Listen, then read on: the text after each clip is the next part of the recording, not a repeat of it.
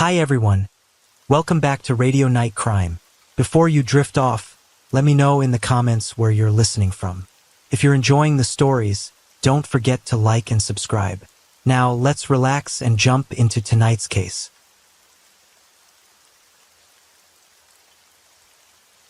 Story 1. After horrific events disrupted the quiet and unhurried lives of the residents of the tiny town of Maymay in the southern Philippines, Lavella Magid finally received permission from law enforcement to clean her own home, which had been the scene of a terrible crime.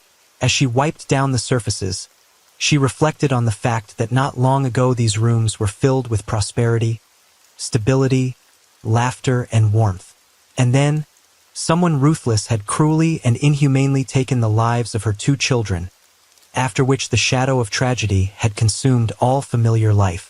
It wasn't easy for Lavella to touch the pieces of furniture that still held the memories of her children, but cleaning distracted her from the heavy emotions, creating a temporary sense of control at least over the order of the house. And she found in this control a temporary refuge from the emotional pain, because she also has an adopted daughter, Janice, who miraculously managed to survive the terrible massacre and for whom she must remain strong. In recent days, the grieving mother could only cry, scream, curl up in a ball, and for long hours went deep into herself, although she realized how hard it must be for Janice, who was the only witness to the crime. Reaching her foster daughter's room, Lavella concentrated especially on cleaning. Suddenly, she found an ID card that definitely shouldn't have been in the girl's room. The ID belonged to a 17-year-old boy named Merlin. Lavella immediately went to the police station to report the find. The ID probably belongs to one of the 3 burglars that Janice had previously reported, she said. The police officers listened carefully to the woman, and the ID did indeed go a long way toward bringing the crime closer to being solved. However, they were not at all surprised, as by this point they were pretty sure who, how, and why killed Gwen and Louis Magud on December 10, 2021. On September 22, 2013, long before the events at the Magud's home, a 9-year-old girl, unable to bear the lack of parental love, care, poverty, beatings, and physical hunger, stood on the dock and stared hopelessly into the water. A lonely, quiet child caught the attention of a woman passing by. When asked what she was doing here alone and if she needed help, the girl looked up and quietly replied, "My name is Janice Sable. I have no parents, and for some reason I don't remember anything." The woman decided that the child had suffered some kind of shock that caused her memory loss. Perhaps something terrible had happened to her. The woman took the girl to the nearest police station, where she was assured that the child would be taken care of. Janice was placed in temporary custody, and they tried to find her parents. Time passed.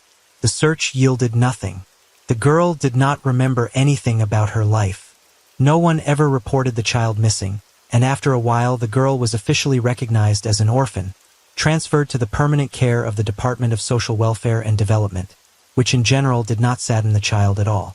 For the first time she had plenty of food, clothes, and a lot of friendly attention from adults. As it turned out, Janice did not lose her memory, but the defense mechanisms of the child's consciousness, having experienced so many traumatic events, pushed away the memories of family and home. Being an orphan meant staying in a new and better life. That's what she did. Even then, Janice had her first, not yet fully realized, experience of how to behave so that others would want to help you. Unfortunately, the events of 2013 were not a one-time ticket to a new life, but a mechanism for getting what she wanted. Cruz and Lavelle Magud were known to others as a well-meaning married couple. Cruz worked as a teacher at the local high school while his wife ran an elementary school. The couple raised 2 wonderful children, incredibly intelligent. 18-year-old beauty Gwen participated in all extracurricular activities and was a member of the Girl Scouts. The girl dreamed of a career as a doctor and even wanting to test herself, enrolled in her last year of high school in a preparatory medical school. 16-year-old Louis became the soul of any company in which he came. He easily made friends, was open, played guitar, sang and painted. At all, this young man showed extreme responsibility, liked to help everyone and planned to achieve success in law. Parents were proud of their children, helped them in everything and supported their plans and desires. The family led a measured life, attended church and did charity work. At one of the charity events in the church, Gwen and met Janice, where she came as a nanny to look after the children. The girls became instant friends and became best friends overnight. Almost the same age, they were fun and funky. They often posted dance videos on TikTok and came up with interesting ways to spend their time. Louis enjoyed participating in their activities. It didn't take long for all three of them to become best friends. At one point, her brother and sister wondered why Janice was working instead of attending school, and Janice told them that was an orphan. Her parents died of illness when she was very young, so she has had to rely solely on government assistance since she was a child. In order to be able to buy something for herself, she has to work part-time instead of studying. The girl complained that the couple who gave her a job pays very little and the money received is enough only for food, and she has to work almost around the clock. Later, Janice repeatedly shared her fears about the future with her new friends. Since she is about to turn 18, she is about to lose some social benefits intended only for minors, and perhaps she will not even have anything to pay for housing. Education and a good career are all but forgotten. Kind-hearted Gwen, heartened by her friend's plight, decided to lend her a helping hand and went to her parents. She told them about the difficult tragic life of a new acquaintance and asked them to adopt Janice so that she had over her head and conditions for studying. She assured the parents that everyone would benefit. Janice would be able to get an education, help share the housework, and help Louis with his homework. The Magauds were skeptical at first.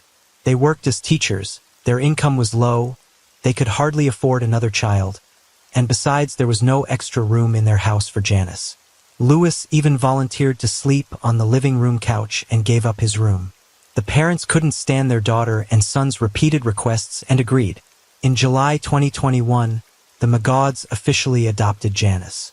They enrolled her in school and she even took their last name. Janice turned out to be a smart and very polite girl. She accepted all the rules in the house. Cruz and Lavella wanted their children to grow up to be responsible and disciplined people who would know the value of work and money, and so they introduced them to the household. Janice was given exactly the same amount of housework as her sister and brother. The girl gladly performed her share of the duties and always showed respect for her foster parents. To show her gratitude to the family, she would sometimes get up early and cook breakfast for everyone. The couple realized that they had not just helped the girl, as Gwen had asked them to do, but had indeed unexpectedly gained a second daughter, albeit a very old one. At one point, Janice even called them Mom and Dad. On December 10, 2021, at 2:58 in the afternoon, Cruz, who was checking his middle school homework, received a phone call from a neighbor who hurriedly told him, "Go home soon, but don't panic before time." Janice left a strange post on Facebook. "Your house appears to have been burglarized." Cruz immediately put work on hold, called his wife, who was also at work at that moment, and rushed home. On the way, he tried to call his children, but they didn't answer. The worried father drove home at top speed, more worried about the safety of his children than the money in the house. At about 3:15 in the afternoon, Cruz pulled up to the house. The door to the house appeared to be locked, so he went to the back door, walked around the house, and entered through a second entrance. Everywhere was a mess. Cruz went from room to room and called the kids by name. When he reached the living room, he saw something no parent should ever see. Luis and Gwen were lying on the floor covered in blood. Luis lay in the living room with his hands tied behind his back, a towel stuffed in his mouth and scars all over his body. He found his eldest daughter, Gwen, not far from the bedroom door, her entire body covered in cuts and blood. They were most definitely dead.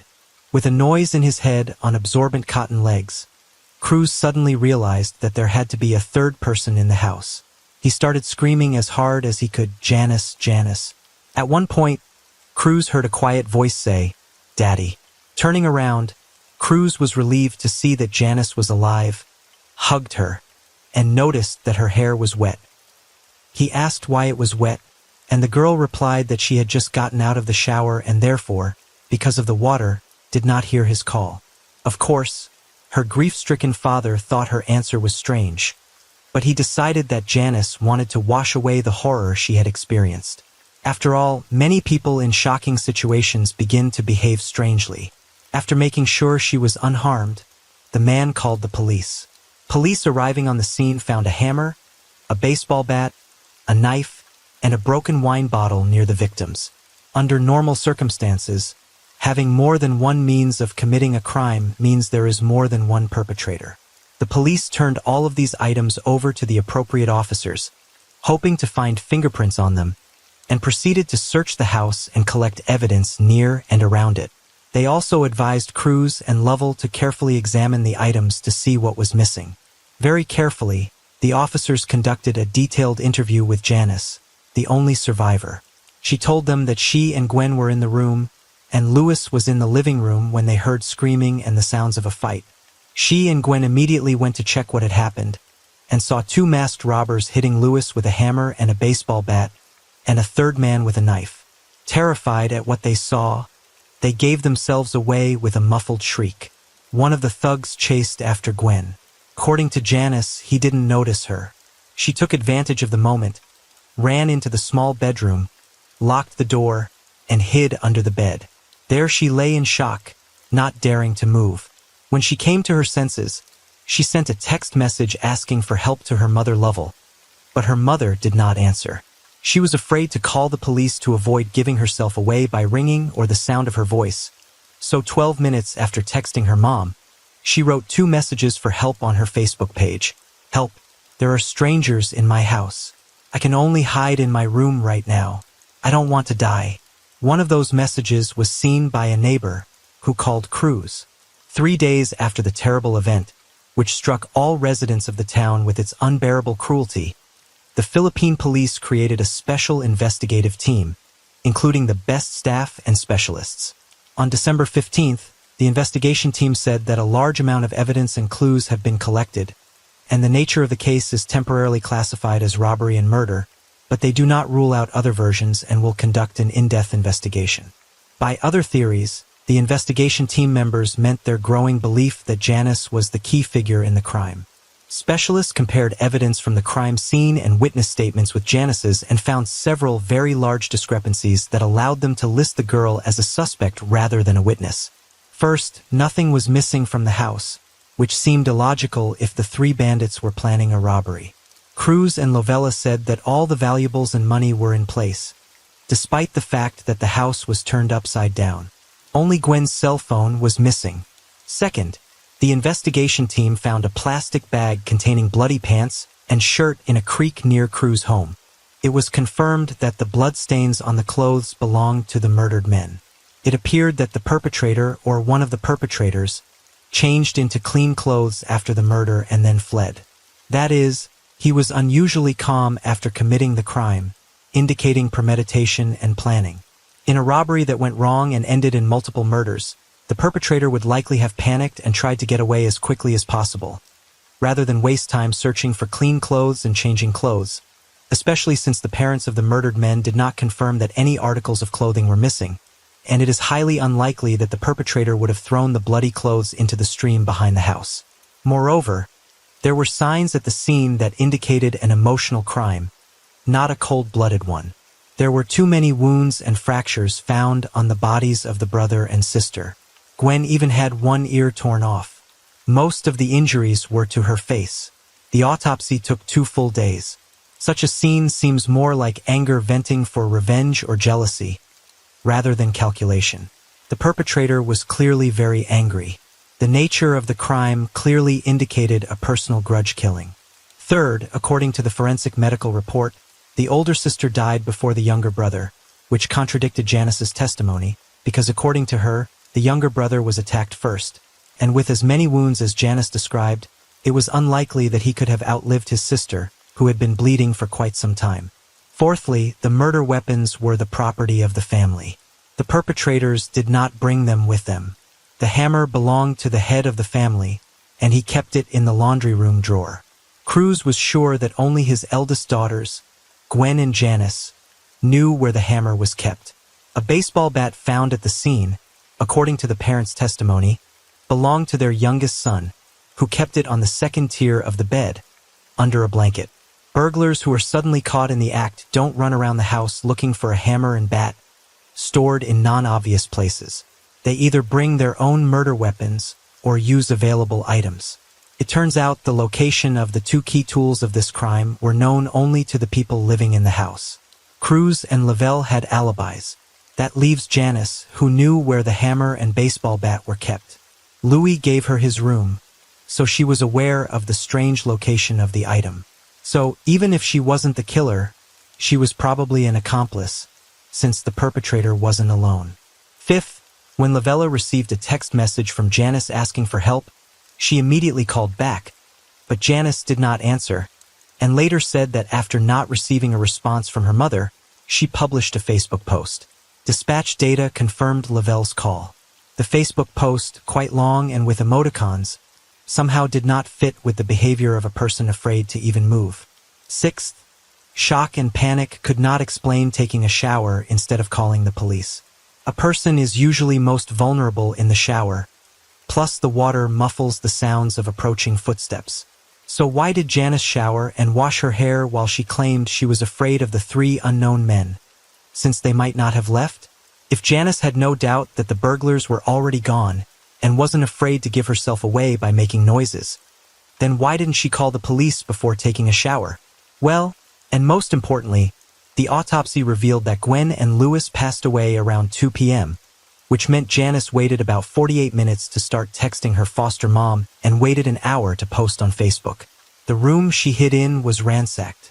It seemed the perpetrators had scrutinized every corner of the small room, but hadn't noticed Janice. How could that be? By the time Lavelle entered the police station with Merlin's ID, the investigation team had already received the lab report. Janice's fingerprints had been found on the hammer and baseball bat used as the murder weapons. Of course, the implements could have had the prints of the people living in the house, but given the other inconsistencies, she was the prime suspect. Janice was brought to the station for formal questioning on December 18th. She was told about the ID she had found, the results of the forensic examination, and all the inconsistencies. Unexpectedly for the detectives, Janice immediately confessed to the crime. She revealed that she and Merlin had killed Gwen and Louis. Shortly after the confession, Janice and Merlin were arrested. Gwen's cell phone, the only missing item from the crime scene, was found in the young man's belongings. Both young men were charged with first-degree murder and sent to juvenile detention without bail. It is still unknown how Janice and Merlin met and what their relationship was. It is only known that Merlin was the same age as the girl and worked in the church, preparing everything necessary for church services. The young people were friends on Facebook. Having studied their correspondence, investigators learned that they planned to kill Gwen and Louis since December 1st, that is, 10 days before the tragedy. Cruz and Lovella were distraught and could hardly believe what was happening. Janice had always seemed so quiet and well-mannered. They kindly took her in and treated her like their own daughter, and their children loved the girl like a sister. Why? Why did she do such a thing? Why? Janice attributed it to envy of Gwen. A well-to-do family, loving parents, she resented why she never got what Gwen got effortlessly. In her opinion, the adoption was nothing more than cheap sympathy and a way for family members to validate themselves at the expense of her difficult life. I felt like a stray dog that had been picked up. If the Magauds had known how Janice really felt, they would have tried to help her understand, but they didn't. Janice skillfully hid everything behind niceness, and she didn't make breakfast out of gratitude, but felt obliged to do so. Janice was very angry about all the housework the Magauds made her do, believing them to be hypocrites and treating her like a servant rather than a daughter. As soon as the news of Janice's confession became known, there was an uproar in the town. All the residents could not believe that a 17-year-old orphan girl had committed such a brutal crime. People began to compare her to the heroine of the movie Orphan, because of which the number of adoptions had already dropped once. As the uproar continued to grow, the investigative team looked into Janice's past and found her mother and two younger brothers. Turns out, Janice wasn't an orphan. When she was very young, her family lived in great poverty. Her father gambled and spent all the family money on gambling. The family was almost constantly starving. In 2013, the girl ran away from home, standing on that pier. She accepted the help of a concerned woman out of desperation. Having received food, care, and warmth almost for the first time in her life, She realized that the best solution would be never to remember her parents and brothers again. Her family wasn't looking for her. The lack of an extra mouth only made their lives easier, and there was no money for searching. Perhaps her mother secretly hoped that her daughter was in circumstances. Since then, Janice realized that pretending to be an orphan is profitable, so you can get sympathy, food, and clothes instead of hunger and beatings, and she can hardly be blamed for that conclusion. Since discovering the truth about the difficult childhood, the motive has become clearer. No one could have imagined the extent to which a traumatized and possibly mentally unstable child would be adopted by the Magid family. In telling Gwen about her difficult life and the imminent lack of payments and housing, Janice had absolutely counted on an invitation to stay at her friend's house. She was used to playing on sympathy, was ready to pay for cleaning and looking after Louis, but the girl hardly expected that the Magid family would go so far as to adopt. It opened up numerous childhood traumas. All her time in the Magid family had been spent the normal lives of other children, longing for such a life, feeling her own inferiority, abandonment, and carefully constructed psychological defense mechanisms. She was used to surviving and knew well how to do it, and suddenly she had it all, everything she'd ever dreamed of. Having never seen enough care and love from her relatives, she didn't know how to accept such care and didn't understand how one could feel well-being. In her new family, it became difficult for her to accept kindness as something natural. She was constantly looking for a catch. She experienced the usual fear for the future, but did not find it reflected in reality. The care and love her adopted daughter received was filtered through her own experiences and emotional wounds. Instead of reassurance, Janice felt tension. She didn't know how to be a daughter, but she knew how to be a hired worker. With the allotted amount of tasks, she explained to herself what was happening. What this house really wanted was a free worker, not a daughter. Everyone was just playing noble and reveling in their charity. Tension began to turn into hatred and a desire for revenge for being treated like a picked-up stray dog. The better the family treated Janice, the more resentment grew in her heart of hearts. She felt like a stranger and was jealous of Lavelle and Gwen. The more love Lavelle showed her daughters, the more jealousy Janice felt. Unable to deal with such emotions, love and care turned into a source of fear and hatred. She experienced rage and frustration, feeling even more inferior and misunderstood. This distorted perception became a breeding ground for a desire for revenge against those who she felt had simply taken advantage of her trust. Numerous studies of child psychology emphasize the importance of psychological support for children who have experienced difficult periods and emotional trauma, especially in the adoption process. But unfortunately, no one guessed about Janice's past and the emotional traumas she had experienced. The desire to help the orphaned girl turned into a nightmare for the Magud family, ruthless and irreparable. Gwen and Louise were buried in a private cemetery on December 20th, 2021. More than 1,000 people attended the funeral and all expressed their grief. Janice and Merlin were tried separately, but the young men received identical sentences, 32 years in prison without the possibility of parole. When they get out of prison, they will be in their 50s and still have a whole life ahead of them that Gwen, Louise, Cruz, and Lovell will now not have. A horrific crime has shattered the Magud family forever. Their act of kindness has been rewarded in the most horrific way imaginable. After surviving the horror, it's very difficult to remain kind and strong, but Cruz and Lovella succeeded. In August 2022, the couple opened a restaurant in honor of their fallen children that serves their favorite dishes. The couple are undergoing psychotherapy and plan to use their business to keep the memory of Gwen and Louise alive.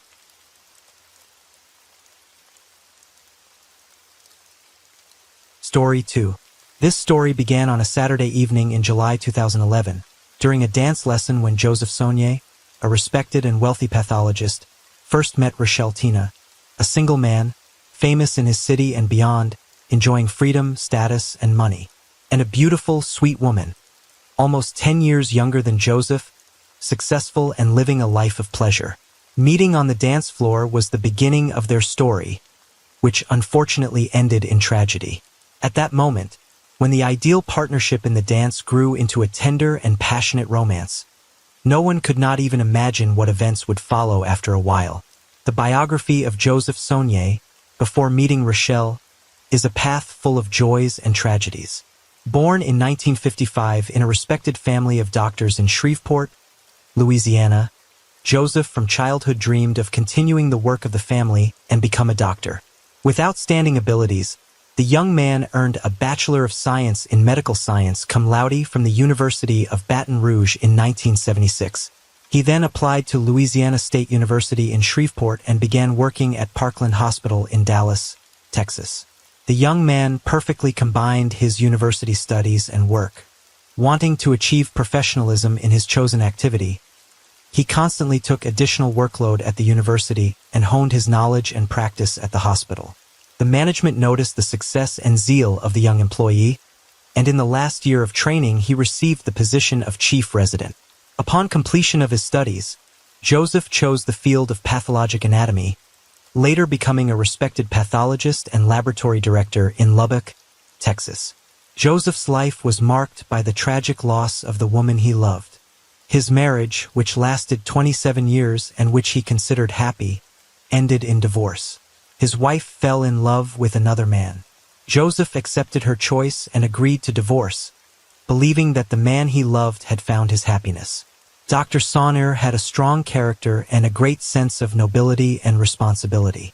After the divorce, he maintained a very warm relationship with Becky and continued to support his two sons, showing resilience and strength of character.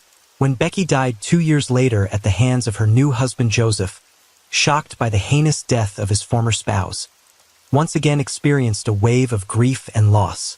He repeatedly recalled the family years gone by and mourned the loss. However, the doctor remained a pillar for the family. He immediately took over all the organizational issues and funeral expenses and helped his sons to survive the trauma. The children later admitted that it was his support that helped each of them overcome the pain. The tragedy left a deep mark on Joseph's heart. For a while, he fully devoted himself to work and the upbringing of two sons. Later, the grief he experienced led to a reassessment of life. The man decided to start a personal chapter in a new city and with a new woman. In 2007, Dr. Sonner moved with his sons from Dallas to Lubbock, Texas, where he accepted a position as chief pathologist at Covenant Health System. Feeling the need for something new to refresh him and fill the void inside, Joseph enrolled in a local dance studio. He enjoyed the classes also because it was a place where he met different women. A couple of times he even tried unsuccessfully to build relationships with his dance partners. And then, one warm summer evening, Rochelle Tina appeared at the dance class. Elegant, graceful, refined woman with a sense of humor and lively eyes attracted Dr. Sonner's attention at first sight. Her smile lit up the room and Joseph realized she was exactly who he was looking for. Rochelle, for her part, also noticed the confident and respectful man moving deftly on the dance floor. Rochelle, 47, and Joseph, 57, paired up, complementing each other perfectly in the dance. With each new session, they realized they were growing closer. Dr. Sonner suggested dating and Rochelle agreed. Thus began a new, as it seemed at the time, happy chapter in the lives of both of them. Rochelle had an attractive and innate charm that had such a strong influence on men that they were willing to change their lives, destroy marriages, and commit criminal acts for her. Rochelle was one of those women who have a unique magnetism, attract attention, and cause passion. Such are called fatal women. Joseph and Rochelle's paths would not cross until a July evening because she had previously lived in Amarillo, a couple hours by car from Lubbock. In fact, they were both starting a new life with a clean slate after personal love dramas. Leaving Amarillo, Dr. Sonner's new lover was running away from the fear and anxiety associated with Mike Dixon, owner of a private clinic in plastic surgery and cosmetology. The woman met Mike in 2008 when she came in for Botox injections. Initially, there was a purely friendly communication, then a slight flirtation after a spark between them and began a romance. Rochelle was a free, accomplished woman. For a long time, she worked as an executive in the NFL, built a successful career, and did not need anything. For children are grown. She owed no one anything. Unlike Mike, who was bound by the bonds of marriage, a plastic surgeon began leading a double life. A few months later, His wife found out about the affair and filed for divorce after 20 years of marriage. Mike was so infatuated with Rochelle that he almost did not notice how a huge stage of his life ended. He decisively separated from his wife. For Rochelle, who had never claimed to be married to Mike, an exciting affair from which she wanted only joy and ease turned into a union that required her to be just as maniacally obsessed with her partner.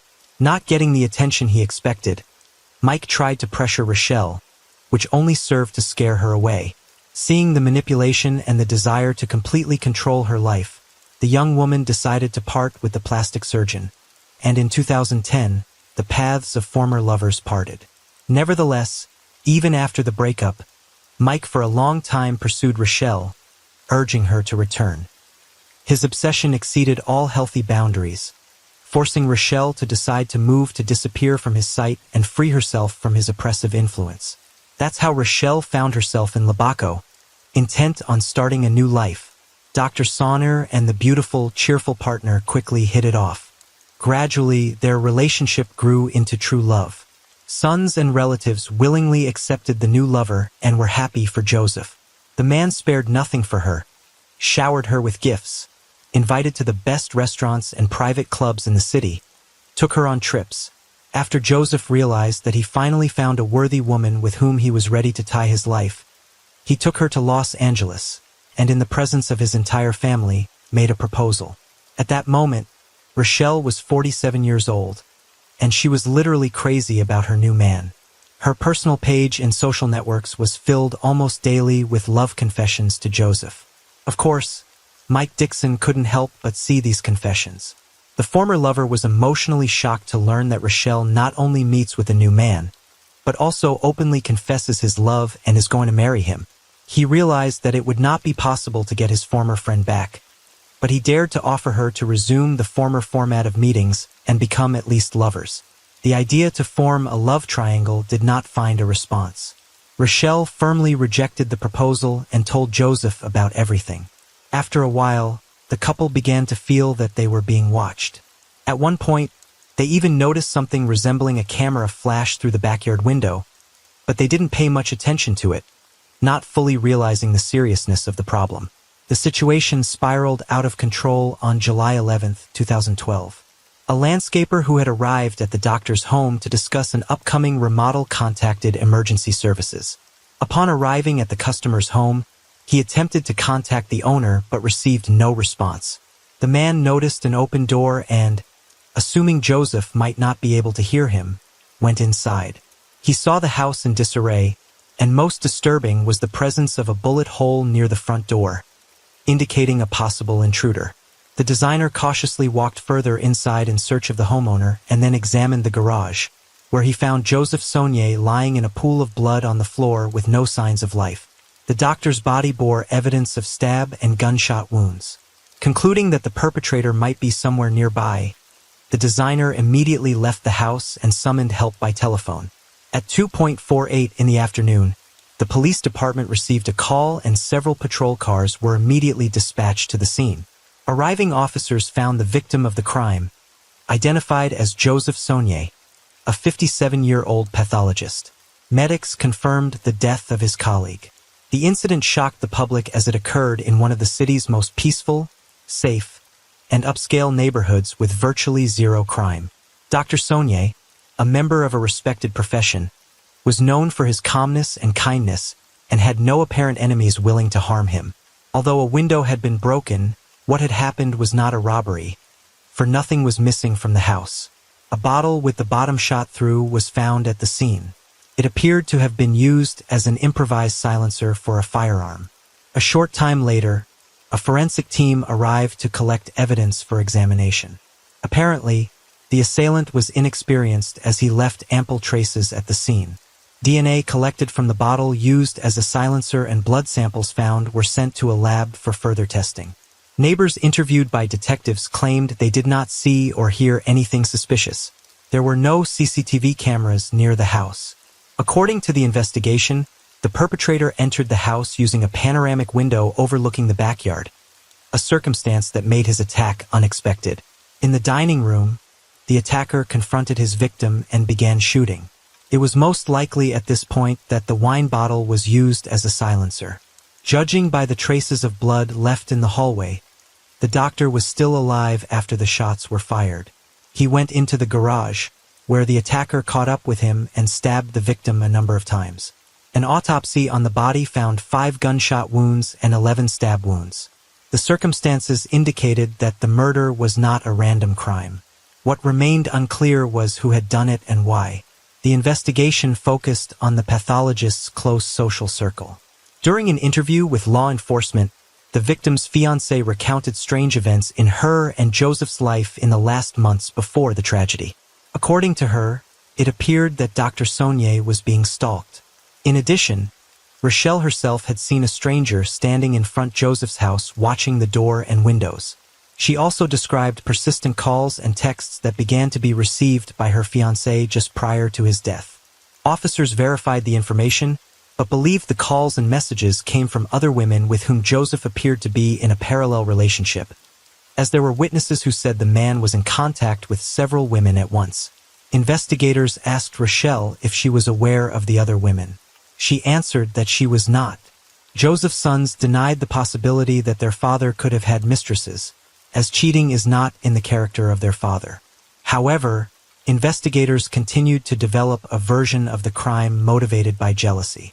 At the next interrogation, Rochelle could not withstand the pressure, cried and admitted that she knew several women, probably involved in the crime. According to her, several former girlfriends were constantly stalking Joseph. He ignored them, but they never stopped expressing their displeasure about his future wedding.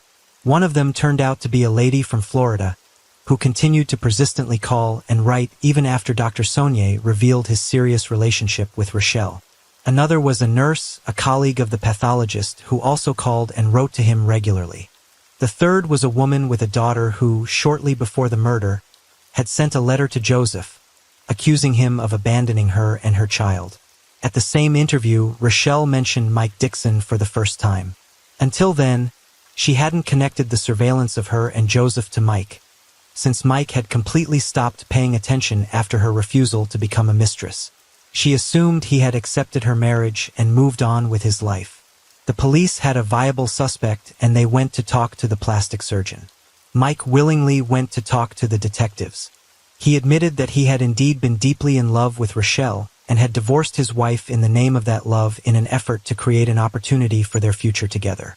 He admitted that the separation was a blow to him, and for some time he tried to get Rochelle back. She remained adamant, however, and he eventually relented and found a new woman considerably younger than himself. His new girlfriend, a medical student, confirmed his alibi, as Mike was at work at the time of the crime and then spent time with her. The investigation ran into difficulties. All the suspects, including Rochelle herself, had incontrovertible alibis. Detectives tried to identify possible enemies of the murdered or people financially interested in his death, but no new figures were found. By the time the lab results came back, the situation appeared to be a dead end. The forensic results, unfortunately, did not add any clarity. The DNA sample from the bottle did not belong to the victim. However, the police database was unable to determine whose sample was found at the crime scene. And that's when law enforcement officials got unusually lucky. The police department received a call from Paul Reynolds, an aspiring EMT from Amarillo. According to him, he was sharing housing with a buddy named Dave Shepard, who had recently confessed to a murder committed in Lubbock, after which he attempted to take his own life, but was rescued. Paul relayed information that a neighbor had told him details of the crime, including specific details that only a small circle of detectives might have known, such as the use of a bottle muffler. The officers realized that Shepard was indeed involved in the crime. A witness who called claimed that Dave was only the perpetrator, and that the person who ordered the crime was an unknown doctor associated with plastic surgery. Officers immediately began running a background check on the new suspect and found that Shepard had a violent criminal history with theft and hooliganism, but no major crimes. They determined that he was divorced, unemployed, and had been caught stealing on several occasions, including one where he stole $30,000 from a prominent businessman. Dave was taken to the station for questioning and pretty quickly he began to confess, confirming that Mike Dixon had indeed hired him to commit the crime. According to Dave, the meeting with the plastic surgeon took place in a bar where both found themselves going through painful breakups with their partners. Under the influence of alcohol, the casual conversation turned into a true friendship. Mike Dixon told a sad love story, complained about Rochelle, who had left him and was now about to marry someone else. The man shared that he can't get over his former partner and is willing to do anything to get her back. Deciding that the only obstacle is Dr. Saunier, Mike and Dave devise a plan. However, their intentions, according to Dave, did not include murder. They simply wanted to slander the pathologist so that proud Rochelle would leave him and want to return to Mike. First of all, they found women who were paid handsome sums of money, $1,000 each, to play the role of mistresses and pursue Saunier. Then came a letter from a woman with a child claiming that Joseph had abandoned her. Dr. Saunier denied it each time and Rochelle believed him. It also turned out that the camera flash the couple had seen was the light from Dave's cell phone flashlight, who regularly drove to their house and played up the surveillance. Each such trip was financed by Mike Dixon, handing out money for gas and related expenses. When spying and slander failed to separate the lovers, Mike set out to fix the problem in a radical way. He told his friend that he wanted him to kill the pathologist. As payment, Dixon offered 3 silver bars totaling about $10,000. Dave agreed. One of the bars given as a deposit, the hired killer immediately cashed in at a pawn shop. According to Dave Shepard, when he arrived at Dr. Saunier's house, things got out of control. It was an unintentional shooting. I got scared and he started walking away down the hallway. When I came to my senses from the shock, I shouted, "Dr. Saunier, are you all right?" Hearing nothing back, I followed him into the garage. He was lying there flat. I distinctly heard his last breath and I bent down to check his pulse. There was no pulse. In his confession, Shepard claimed that he allegedly stabbed Joseph Saunier in an irrational and foolish attempt to cover up what he called involuntary manslaughter. I stabbed him a couple times. I don't remember how many times. You say I stabbed 11 times? I had Dr. Saunier's phone in my hand and I thought about dialing the emergency number to call for help, but I didn't. Maybe that's why 11 times.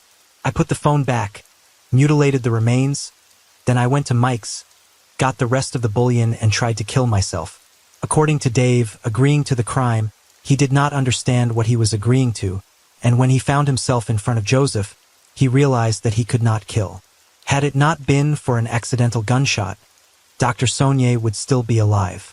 The plastic surgeon was apprehended by police the same day on charges of first-degree murder based on Dave's testimony and an extensive body of other evidence, including compromising phone calls and text messages containing explicit confessions.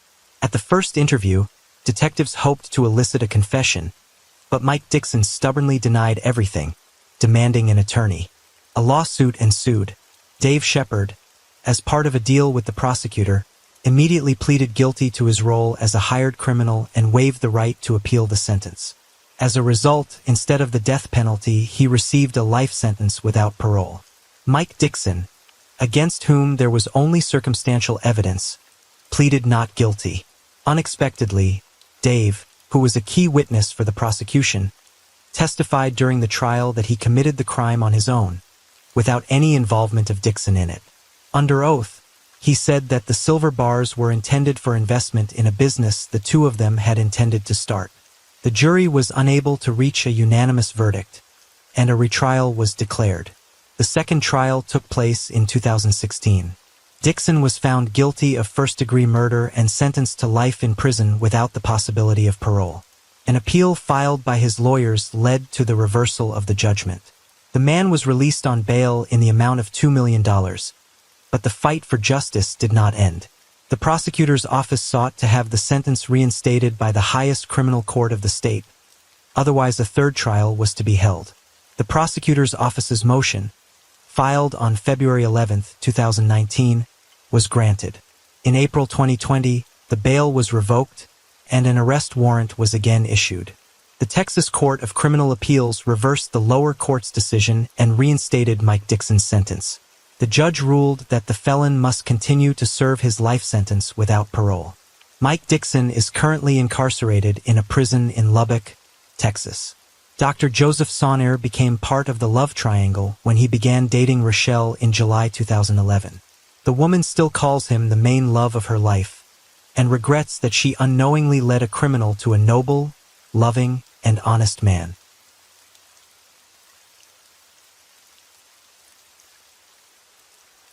Story 3. On December 18, 2013, a young woman named Brianna Warland was abruptly awakened by an unexpected phone call at 1:45 in the morning. She picked up the phone to find her best friend Heather on the other end, sobbing.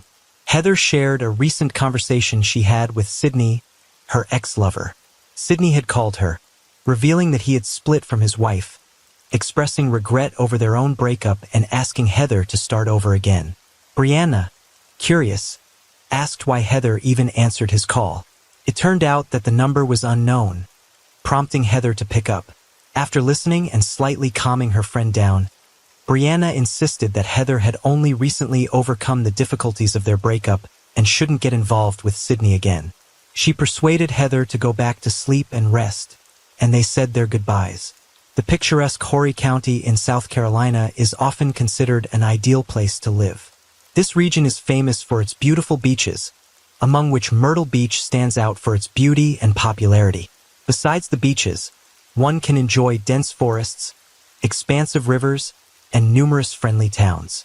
On December 19th, local police in Horry County discovered an abandoned car, a green Dodge Intrepid, parked in a secluded and remote area along the Wacomole River. The area, known as Peachtree Landing, was about 8 miles from Myrtle Beach. This spot was used as a dock for small boats and was at the end of a long, lesser-known road seldom traveled by cars. The police checked the car's registration in their system and found it was registered to Terry Elvis. Officers were dispatched to his residence. When they knocked on his door and informed him about the found car, Terry was at home watching TV on his living room sofa. It turned out that the car belonged to his daughter, Heather. Terry tried to contact Heather by phone, but she was unreachable. He agreed to accompany the police to Peachtree Landing to investigate further.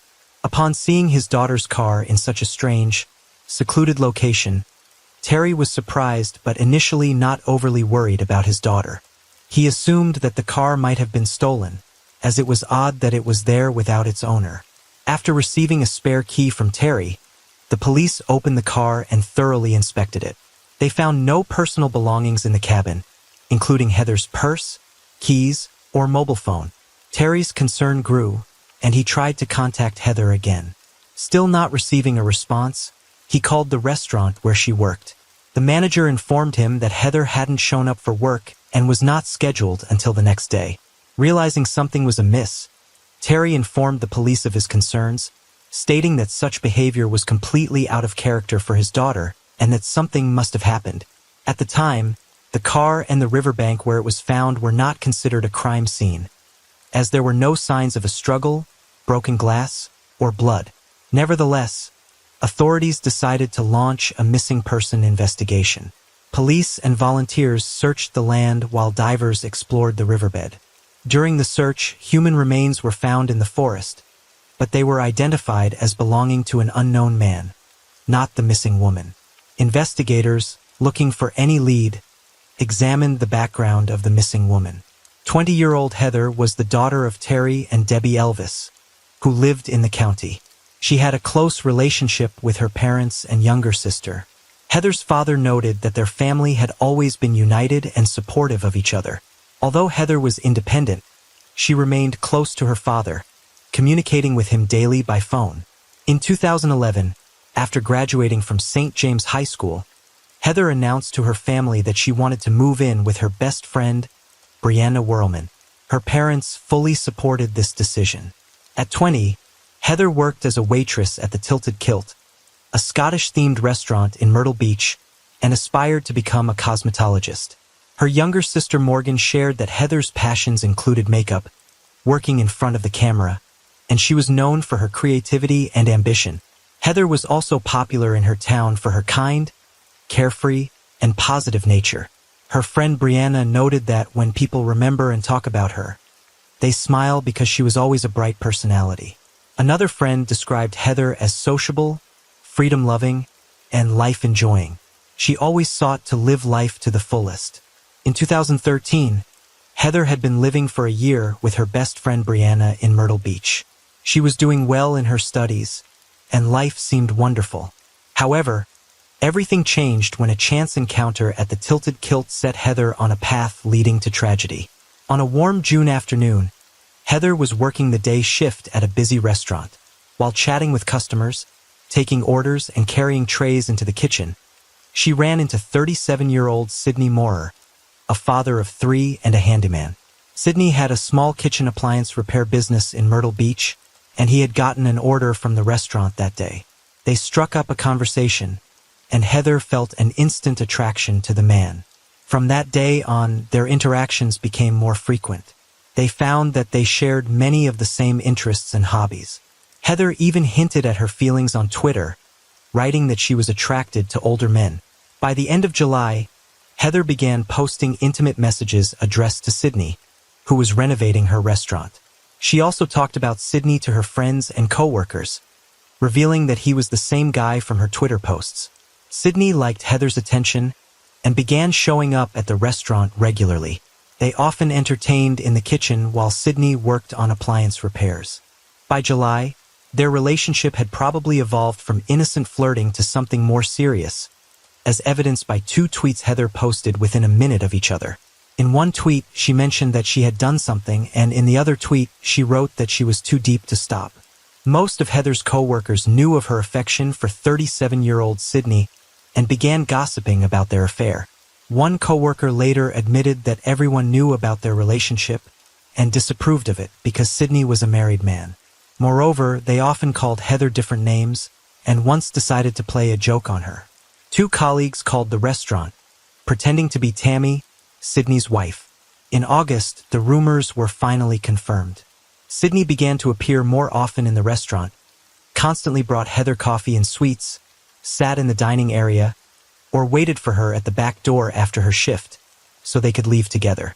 The couple often shared details of their relationship with friends, and Sidney went so far as to tell acquaintances about his plans to hire Heather as a full-time nanny when he and his wife moved to Florida. Heather also told her friends about Sidney's plans, and everyone thought it was weird. The lovers were constantly on the phone, and often traveled to remote and secluded places in their cars for close calls. It was obvious that this relationship was toxic to Heather. Sidney constantly assured her that he was tired, dissatisfied with his wife, and wanted to leave her, but apparently these were only empty promises. All of Heather's friends warned her that Sidney was just using her. By mid-September, Heather seemed to realize the situation she was in. On September 21st, she tweeted, "Once an angel and a demon fell in love, but it didn't lead to a good outcome." Perhaps that was the day she tried to break her strange bond with Sidney. The decisive moment came when 34-year-old Tammy, Sidney's wife of 34 years, finally found out about her husband's secret affair. She called Heather and began humiliating her over the phone. Brianna, Heather's roommate, witnessed the conversation and later told investigators that Heather endured the insults for a long time. At one point, Tammy claimed that Sidney was only using Heather for his fantasies and even had Sidney tell her personally over the phone. Sidney echoed his wife's words, telling Heather that she means nothing to him and is an easy target. Naturally, this emotionally shook the girl. Sidney and Tammy made her feel terrible and practically destroyed her identity. Prosecutor Chris Helms later determined that Tammy had been in a commanding position in the Moorer household, dictating where and when Sidney should work and controlling all of his actions. Helms also noted that Tammy was furious at the betrayal and could not forgive Sidney and Heather, so she decided to ruin the young woman's life. After the truth was revealed, Tammy began handcuffing Sidney and tying him to the bed at night so he couldn't leave while she slept. She also changed the password on his phone and made him get a tattoo of her name on his stomach. Sidney agreed to all of this in hopes of saving his marriage and family. According to Brianna, Tammy's attacks did not stop at phone calls, but escalated into systematic acts of hate. Tammy began making constant phone calls to Heather's work, demanding that she be fired. She continued to call Heather from Sidney's phone and send pictures and videos of the 2 of them together, including during intimate encounters. Heather wrote Sydney a letter begging him to get Tammy to stop this harassment as it was causing problems at her job. Saddened and upset by the way the man she loved had treated her, Heather did everything she could to get her life back on track, even starting to attend church with her best friend. In early November, Tammy sent Heather new threatening messages, demanding that Heather give her her address. Tammy warned that if Heather did not comply, she would find her anyway, and the consequences would be severe. Tammy also stated that she had been watching Sydney since January 2012, and that Heather could no longer influence him. By this point, Heather was completely exhausted both physically and emotionally, and couldn't understand why Tammy wouldn't leave her alone, especially since her relationship with Sydney was long over and she wanted to forget everything that had happened. Heather told her friend that Tammy seemed to be obsessed with her. By the end of November, more than 2 weeks after receiving Tammy's threatening messages, things finally began to calm down.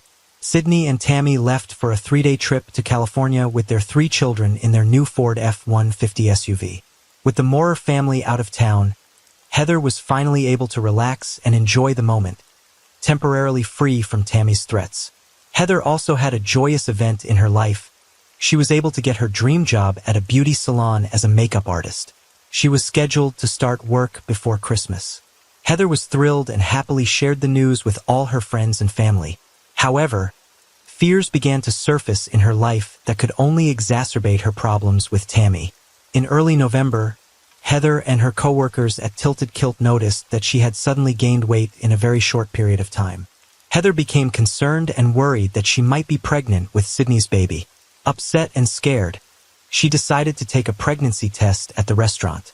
Her manager, Jessica Cook, later told police that Heather was desperate about the whole situation and was afraid that Tammy might do something terrible to her.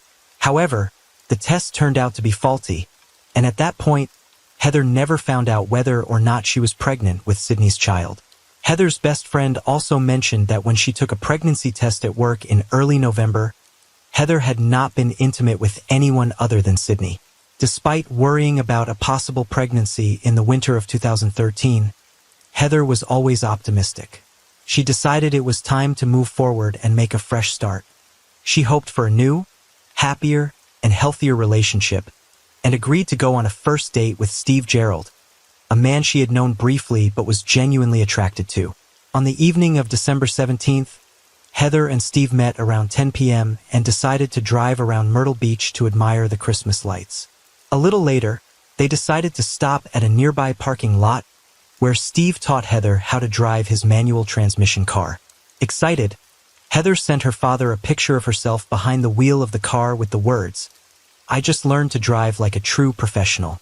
Steve later said they arranged a second date, and he dropped Heather off at her Carolina Forest apartment around 1:15 a.m. Detectives had a hard time finding specific clues or leads, so they decided to put together a timeline of events that occurred before Heather's disappearance on December 17th and 18th. The prime suspect was Steve Gerald, with whom Heather had spent the evening before her disappearance. However, after questioning, no evidence of his involvement was found, and suspicions against him were dropped. Heather's family and friends were surprised that while they were doing their best to find the girl, reaching out to the public and offering a reward for information about her whereabouts, Tammy Moorer at the same time became active on social media, continuing to insult Heather. This sparked outrage and drew the attention of investigators leading the investigation. On December 20th, after Brianna and her colleagues at the restaurant told police about the affair between Sydney and Heather, detectives called Sydney in for questioning. Throughout the interrogation, Sydney was evasive and reserved, claiming that he was not near Peachtree Landing on the night of December 17th, 18. He also claimed that he had no contact with Heather and was on a trip with his wife Tammy at the time. Detectives believed he was lying, but they needed proof. That's when investigators turned their attention to Heather's call history and phone records, and they were finally able to find the first clues. By reconstructing Heather's movements on the day of her disappearance, they tried to determine Sydney's connection to these events. According to Brianna, on December 18th, Heather received a call from an unknown number, a call that lasted only 5 minutes. After that, Heather repeatedly tried to call the number back. Starting at 1:35 a.m., She attempted to dial the number a total of 9 times, indicating her insistence on talking to someone she knew. Police were able to pinpoint the exact location where the call was made from. It was a payphone near a gas station in Myrtle Beach. Surveillance footage confirmed that an unknown male was entering the phone booth at the time Heather received the call. All of this evidence was presented to Sydney, who initially denied making the call, but later admitted that he called Heather to ask her to leave him alone. Tammy Moore was also called in for questioning, where she spoke about her marriage and the situation, but denied any involvement in Heather's disappearance. She also stated that Heather had led an inappropriate lifestyle and called her behavior abnormal. Tammy argued that the problem was not just infidelity, but Heather's behavior in general. Based on these suspicions, detectives decided to check all the security cameras in the neighborhood and quickly uncovered evidence. Shortly before Heather's call, Sydney was captured on video buying a pregnancy test at a local supermarket. When asked who the test was for, the man said it was for his wife. Even more compelling evidence, discovered later, was footage from cameras installed along an isolated stretch of road leading to Peachtree Landing. These tapes showed a Ford F-150, very similar to Sydney's vehicle, driving toward the location where Heather's car was found at 3:36 a.m. and then leaving the area about 10 minutes later. Experts later confirmed that the SUV captured on the footage was indeed Sydney's. He was the last person Heather spoke to, and according to investigators, the last person to see her at Peachtree Landing. Using Heather's phone records, investigators were able to reconstruct a timeline of her recent movements. At 2:30 a.m., Heather's phone attempted to call the payphone number Sydney was using, but there was no answer. She then headed to Longbeard's Bar and Grill in Carolina Forest, not far from her apartment. She stayed there for about 15 minutes and then headed toward Augusta Plantation Drive. She then returned to Longbeard's and stayed there for another 15 minutes. Heather tried calling Sydney again, but got no answer, and then went to her apartment where she stayed for 5 minutes. At 3:25 a.m., Sydney's phone received another call, which he answered, and they talked for 4 minutes. At 3:37 a.m., Heather's phone was at Peachtree Landing, from where she made 3 attempts to call Sydney, but all went unanswered. The last attempt to call Sydney was made at 3:41, and by 3:42 the phone was disconnected. Security footage of Sydney's vehicle became incriminating evidence. However, even more compromising evidence was discovered in a search of the Moores' home conducted after investigators obtained a warrant. Suspiciously, the Moores got rid of their home video surveillance system on December 20th and installed a new one the next day. Although investigators were unable to access footage from the previous system, they seized recordings from the new one. The footage shows Sydney and Tammy Moore thoroughly wiping down the interior of their car and then burning the rags they used to clean it, all on the day the new surveillance system was installed. In 2014, months after Heather Elvis disappeared, police achieved a breakthrough in the case. On February 21st of that year, it was announced that Sydney and Tammy Moore had been arrested on charges of kidnapping Heather.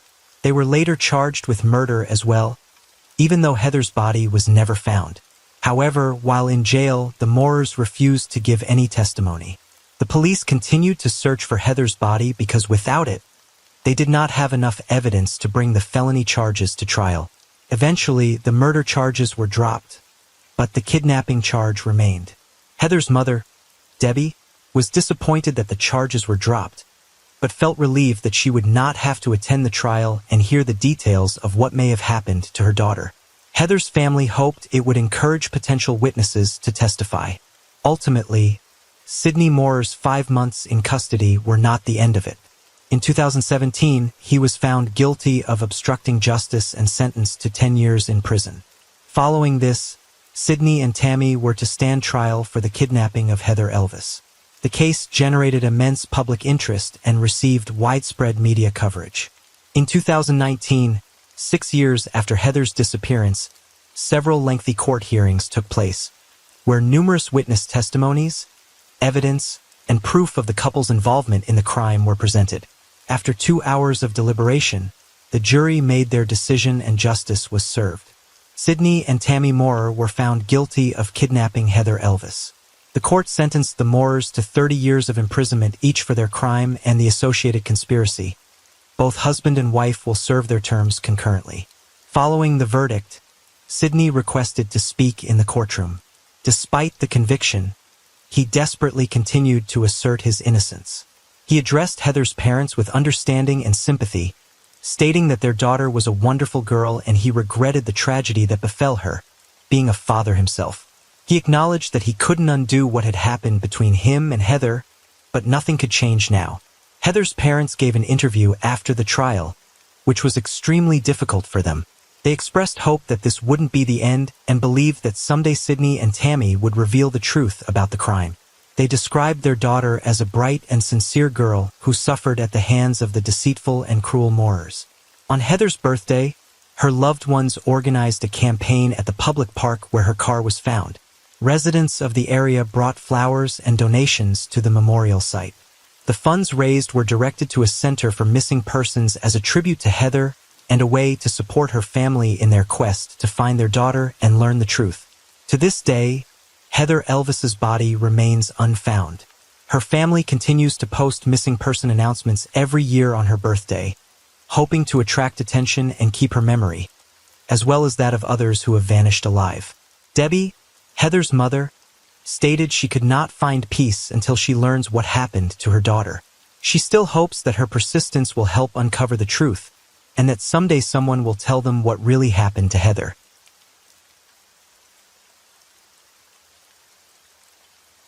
Story 4. The Kaler Family Case. Can this crime be justified by a nervous disorder? In 1995, Kansas passed a law stating that an offender who committed a premeditated crime could not blame his actions on a mental disorder that made him unable to distinguish right from wrong.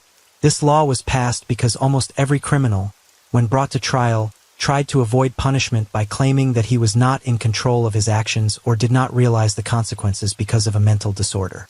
The head of the once happy and large Kaler family tried to use insanity as a defense to avoid responsibility for the atrocities he committed. However, he was found sane. Psychologists believe that his actions were motivated by jealousy, rage, and a desire for revenge against the ex-wife, who left him and the daughters who supported their mother. Unfortunately, such crimes motivated by jealousy and a pathological desire for revenge are a common worldwide phenomenon. According to statistics, these motives account for 1 in 8 crimes committed. Excessive suspicion, insecurity, and obsessive need to control a partner can turn a person into a real beast who does not spare even his own children. The story of the Kaler family. James Craig Kaler was born in 1963 in Weatherford, Texas. His future wife, Karen Kaler, née White, was born in the same city in 1965. They met in the early 1980s as students at a Texas university. Craig was graduating in engineering, and Karen was a freshman in the humanities department.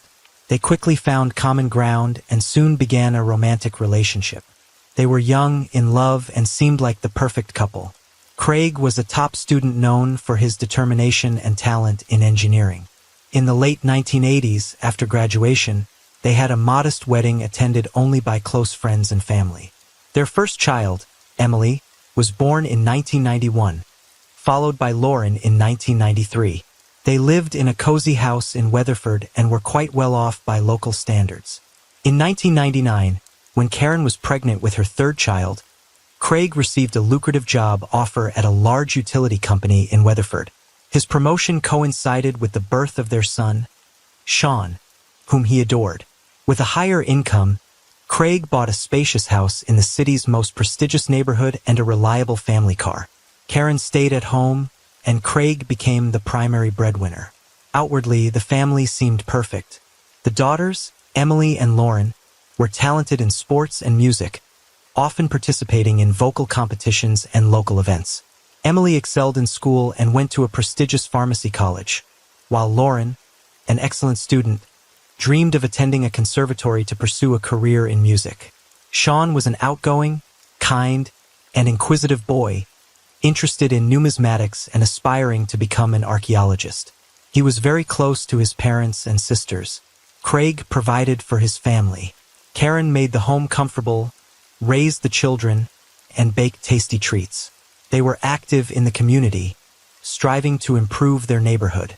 They also raised 3 wonderful and talented children. However, behind the facade of perfection, there were many problems that family members kept hidden. In 2007, Karen admitted to her younger sister, Linda, that she was on the verge of a nervous breakdown. She complained that Craig had been controlling and monitoring her for years, and that this control was increasing. Craig demanded a full accounting of all expenditures, not just major purchases, but everyday household expenses as well. Karen provided him with supermarket receipts, bank transaction data, and reported her whereabouts every day while he was at work. The entire Kaler family lived on a strict schedule set by Craig. When he returned from work, his wife and children had to be home to meet him. They went to bed, woke up, and ate at certain times, and even intimacy between the couple was scheduled. Over time, Craig's obsession with control intensified. He became increasingly demanding and selfish, and Karen's actions were scheduled down to the hour. Karen felt enslaved. She had no free time, only duties and responsibilities. She tried to fulfill all of her husband's demands, hoping that he would loosen his control and they could get back to their old life. But Craig seemed to enjoy his control and was unwilling to change. Linda was deeply disturbed by her sister's revelations. She, like everyone else, had seen Craig as the perfect husband, father, and family man, and it turned out he was a domestic tyrant. However, Karen did not want to destroy her family. Besides, she and her children were financially dependent on Craig. Therefore, she decided to find a job that would provide her with a stable income, Karen's new hobby. Karen, despite her advanced age and 3 children, was in great physical shape. She always adhered to the principles of good nutrition, periodically followed diets, took care of herself, and went jogging every day. Secretly from her husband, she enrolled in a local fitness club, where she started working out for several hours every day. It was her way of blowing off steam, distracting herself, and getting her thoughts in order. She attended the gym while Craig was at work and didn't notice her working out. Soon the management of the sports club noticed the attractive, fit, and diligent woman. Karen was offered to try herself as a fitness instructor with a probationary period and the possibility of an official labor contract. The former housewife could not have dreamed of such an opportunity, because now she will be able to continue doing what she loves, and even receive a decent remuneration for it. Eventually, Craig found out that his wife was going to the gym. Karen expected a scandal and that her husband would forbid her to go, but surprisingly, he reacted calmly. He even seemed pleased that his wife had found something to do and was now earning her own money. His only conditions were that she had to be home when he arrived, cook meals, and not disrupt their planned intimate life. Karen found these conditions acceptable, because now she had the freedom of action and the ability to provide for her own needs without having to justify to her husband every dime she spent. Unexpected romance and a love triangle. Soon there was a new instructor at the fitness club named Sunny Rice. Karen and Sunny quickly hit it off and became friends. For Karen, who had been a stay-at-home mom for many years and was unable to socialize with people outside the family, Sunny became a trusted confidant. The women spent time together at work every day, sometimes going for walks, drinking coffee, and having heart-to-heart talks. It didn't take long for their friendship to grow into something more. Naturally, they hid their feelings and relationship from everyone. But in time, Karen decided that she had to confess everything to her husband. She spent months preparing for this conversation, trying to find the right words, not knowing how to start and what the consequences might be. Eventually, she opened up to Craig. Although Craig was quite puzzled by his wife's revelation, he reacted rather calmly and did not make a scene.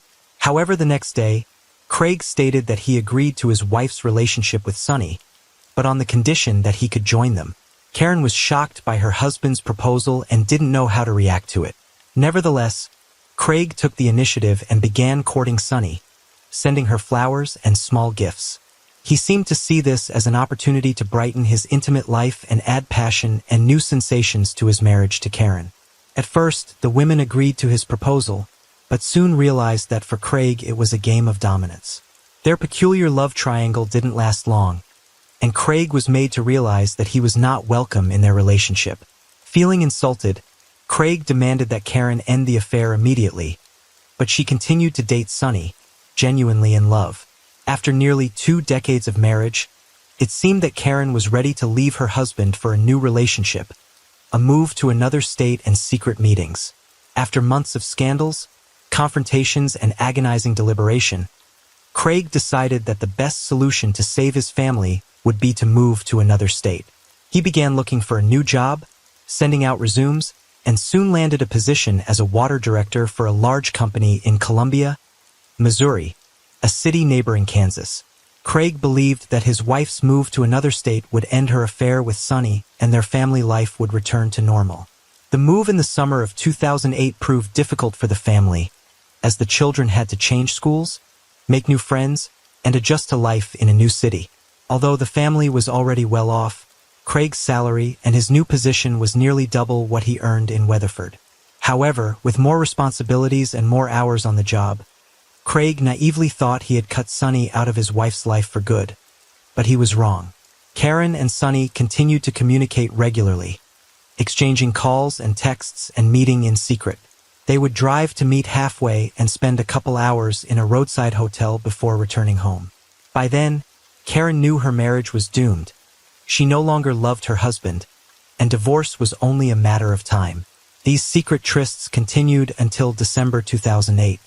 On that New Year's Eve, the Kaler family returned to their hometown to visit family and friends. Sonny was also present at this party. Karen and Sonny behaved low-key at first, simply exchanging greetings. However, as the party progressed and under the influence of alcohol, they seemed to forget about social norms. The lovers were inseparable, holding hands, exchanging longing glances, and some guests even caught them kissing. Craig wasn't just angry, he was furious. Karen had insulted and humiliated him in front of dozens of former roommates, friends, and co-workers, making her affair public. Craig made a scene at the party, verbally attacking his wife and Sonny. An enraged Craig forcibly dragged Karen away from the party. On the way home, he lost control of himself. He grabbed her by the shoulders and shook her with such force that her dress ripped. He then slapped her, causing her to stumble and fall, hitting her head hard. Divorce and painful harassment. After returning home, the conflict did not subside, and a few days later, Karen told Craig that she was leaving him. She initiated divorce proceedings and demanded custody of the children. At first, Craig tried to apologize, begging to keep the family for the sake of the children and offering to give their marriage another chance. However, Karen was adamant and obtained a divorce. Craig then began calling their mutual friends and relatives, asking them to talk to Karen and convince her not to break up the family and stay with him. Despite his best efforts, she firmly told him that she was leaving for Sonny and was never truly happy in their marriage. In the early spring of 2009, while they were still living under the same roof, another argument broke out, and Craig resorted to physical violence for the first time since that New Year's Eve party. Karen reported him to the police and he was arrested. However, at the station, he claimed that his wife was hysterical and he only held her tightly to calm her down, which caused the bruises on her arms. After this incident, Karen, without waiting for an official divorce, took the children and moved out. For Craig, it was a serious blow, but even more he was angry when he learned that his daughters sided with their mother, saying that for the first time in a long time saw her happy. He saw this as a betrayal and refused to communicate with Emily and Lauren, only calling Sean and taking him with him on weekends, while blatantly ignoring his daughters. Meanwhile, despite the ongoing divorce proceedings, Craig still hoped that his wife would change her mind and come back to him. He was jealous, tried to control her, and followed her everywhere. He watched her house, followed her around town in a rental car trying to remain undetected, and even tried to set up a hidden camera in her house when no one was there. Naturally, all of this took time and effort, so Craig had to sacrifice work. First he took a vacation, then he claimed that he was sick, and in the end he just started skipping work without explanation. This reckless behavior led to his termination. After losing his job and source of income, Craig was forced to move into his parents' house because he couldn't afford his own. Now, with plenty of free time, he was able to stalk his ex-wife all day long, leading her to take his ex-husband to court to stop him from approaching her. In November 2009, just before Thanksgiving, Karen took her children to visit her 89-year-old grandmother Dorothy White in the small town of Burlingame, Kansas, to spend the vacations. On the evening of November 29th, the Burlingame Police Department received an alarm call about a suspicious van and the sound of gunshots.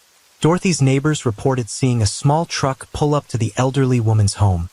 A man get out of it and enter the house. They then allegedly heard screams and gunshots, but are not sure. The man then left the house, got back into the truck, and drove away quickly. Neighbors did not attempt to apprehend him, fearing he was armed. When police pulled up to the house, they were met by a terrified 10-year-old boy calling for help. It was Sean Kaler who couldn't explain what had happened, but it was clear that a terrifying scene awaited the police inside. Near the front door, they found the 89-year-old homeowner lying in a pool of blood and surprisingly alive despite 2 gunshot wounds. In the kitchen, police found the lifeless body of 44-year-old Karen. She had been shot in the chest and then killed by a close-range gunshot to the head. Her ex-husband had left her with no chance of survival. The body of her oldest daughter, 18-year-old Emily, lay between a wall and a couch. She had apparently tried to hide from her enraged father, but he caught up with her and took her life with 2 point-blank shots. Her younger sister, Lauren, lay in a pool of blood in a second-floor bedroom. She was still alive, begging faintly to save her life and repeatedly stating that her father had done it. The elderly woman and Lauren were immediately rushed to the intensive care unit of a nearby hospital. Despite the doctor's best efforts, their lives could not be saved. Lauren died on the morning of December 1st from massive blood loss and damage to her internal organs, and her great-grandmother died a few hours later that day, the only surviving witness. Sean was in a state of shock. Psychologists worked with him, but he needed a thorough interrogation as the only living witness to the tragic events at his great-grandmother's house. He said that that evening his mother was in the kitchen preparing dinner, and he approached her to ask for his favorite pies. Suddenly, the back door of the house swung open and their father entered the house with a shotgun in his hands. Without saying a word, the man pointed the barrel at his ex-wife and shot her, then moved closer and fired again. For the first few seconds, Sean froze in horror. Then his father turned to him, but didn't aim, just silently and intently stared at him. Sean realized he had to run, so he jumped out the open back door. The boy ran toward the main entrance, hoping to alert his grandmother and sisters and call for help. However, as he reached the threshold, he heard several more gunshots. Fearing to enter the house, he hid in a small outbuilding. He heard several more shots and waited in terror for his father to come after him. "Where is Mr. Kaler?" Craig was immediately put on the wanted list, warning that he was armed and extremely dangerous. Meanwhile, police received several reports of a speeding truck, which helped them quickly determine the direction the gunman was traveling. At one point, the man abandoned his vehicle in a wooded area and began walking down a deserted road. Law enforcement quickly caught up with him and apprehended him the next morning. He had left the rifle and ammunition in the back seat, with prescription medication for depression and anxiety disorders lying next to the driver's seat. Mr. Kaler did not resist arrest. He did not seem to care anymore. He looked confused and even frightened, and honestly admitted that he was armed with a gun and a hunting knife, but did not intend to use them. He also admitted that he had done something terrible that he believed the police already knew about. At first, when he was taken to the police station, Craig fully admitted his guilt and poured his heart out to the investigating officer. He told how his wife had cheated on him with Sonny, how they had humiliated him in front of his friends at a New Year's Eve party, how his attempts to save his marriage had cost him his job, and what was left of his self-respect. The man cried, said he did not know how he had decided to take such a step, and complained that everyone, including his daughters, had betrayed him. Trial and fair sentence. Craig's trial began in December 2010. The defendant, who was advised by his lawyer Thomas Heaney, recanted his initial confession, blaming his actions on mental illness and insanity. It was his only option to avoid the death penalty for the murder of 4 people. Heaney tried to convince the court that his client was in a difficult psycho-emotional state after his wife left him for a lover. His children sided with their mother. He lost his job and was forced to move back into his parents' home. All of these factors contributed to the breakdown, the lawyer said, and Mr. Kaler committed the crime while insane, not realizing what he was doing. Prior to 1995, there was indeed a law that allowed criminals to get leniency by pleading insanity. However, in Kansas, where the crime was committed and the trial took place, that law was repealed.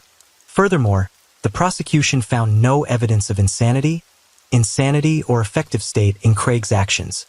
Only cold calculation. He purchased guns and ammunition in advance, went to Dorothy White's house, knowing that his entire family was there. He shot each victim twice, leaving no chance of survival. However, he deliberately spared his son, Sean, allowing him to escape. In August 2011, the man was found guilty on all counts and sentenced to death. Sean, who was 12 years old at the time, testified at the final hearing. He said that he did not wish his father dead, as he was the only close relative left. Despite numerous appeals by Craig and his attorneys, the verdict remained unchanged. As of today, Mr. Kohler is still in prison and continues to fight to have the case reviewed and the death sentence overturned. As for Sean, after the death of his mother and sisters, he was officially taken into custody by his maternal grandmother. He is now an adult, has finished school, received an education, and has decided to stay and work in his home state.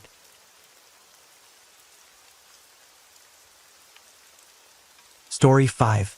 On an early August morning in 2015, emergency services received a call. Tom Martins, the caller, urgently reported a violent altercation involving his daughter and son-in-law. "He's bloodied and I fear I might have killed him," Tom revealed with a shaken voice. In response, the dispatcher quickly mobilized medical support. The phone was then passed to Tom's distraught daughter, skilled in CPR. The dispatcher calmly instructed, "Stay composed, rely on your training, not emotions. We need to revive your husband. Ready to start CPR?" Meanwhile, first responders rushed to the upscale neighborhood in Winston-Salem, North Carolina. They arrived at a $350,000 home, noted for its stylish gray shutters and well-maintained lawns, only to find Jason Corbett brutally murdered. This incident unfolds a tragic narrative of a widower with 2 young children, who was in dire need of emotional support after losing his cherished wife. It also introduces a young woman, seeming like a beacon of hope, who stepped in to care for the children. Yet, it serves as a stark reminder of the dangers of hastily integrating almost strangers into close-knit family bonds.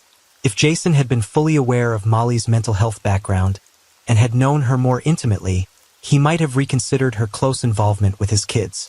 For Molly, meeting Jason symbolized a fresh start, complete with a loving family and the children she always dreamt of. However, for Jason, this relationship tragically became a one-way journey with no return. Molly Martin's life was the epitome of the American dream. Born into a wealthy and educated white family, she enjoyed a prosperous upbringing in Farragut, Tennessee. Her early years were spent in a luxurious mansion, where she was the cherished little princess. Neighbors recall her as a reserved, somewhat introverted girl, who was an adept swimmer despite frequent health-related absences from school. With the family's move to the more lavish Fox Run area, Molly continued her education at Farragut High School, participating in the swim team.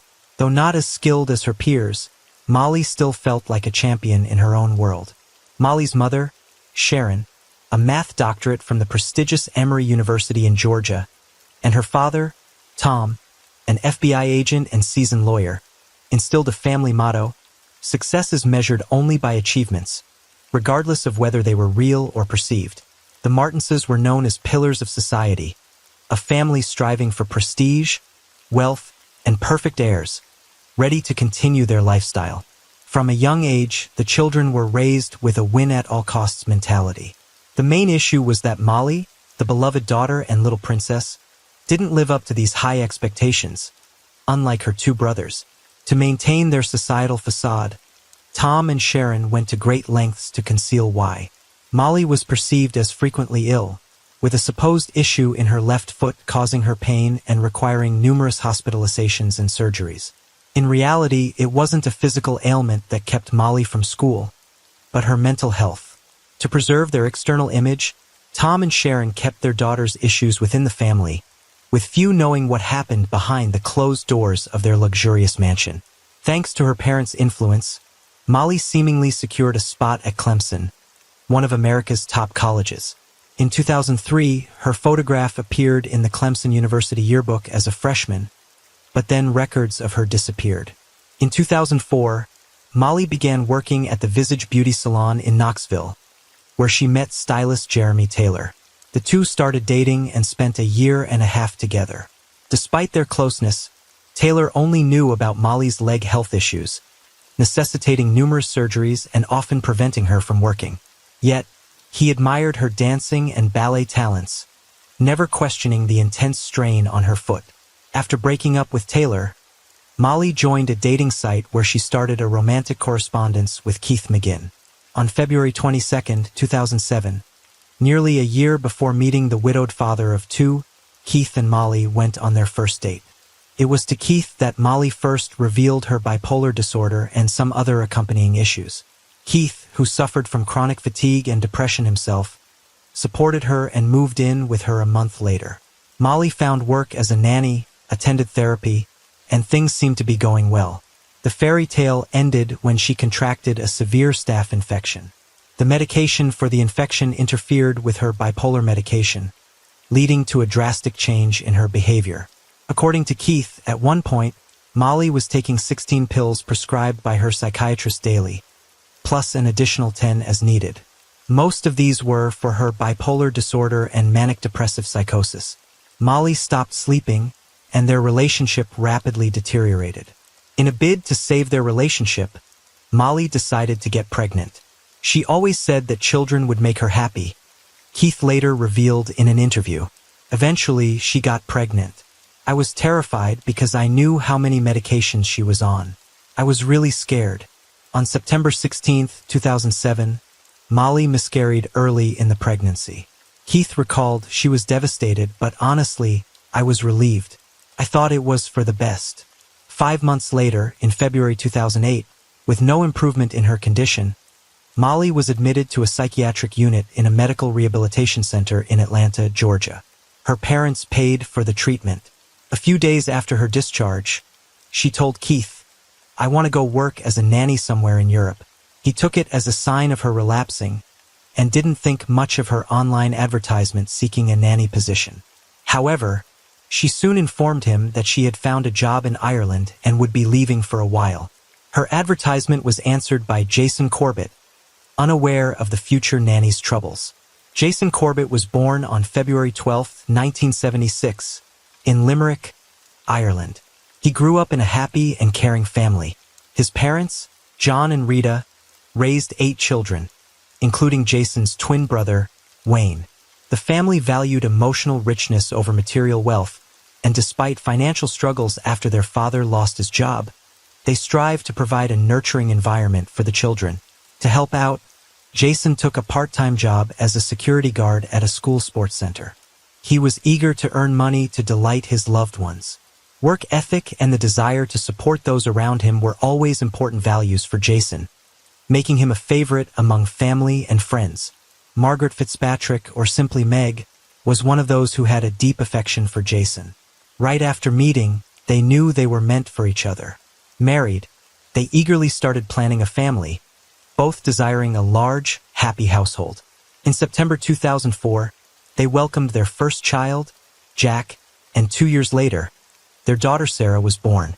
Meg and Jason felt true happiness raising their little ones, deeply loving each other and their children, and everything in their life seemed perfect.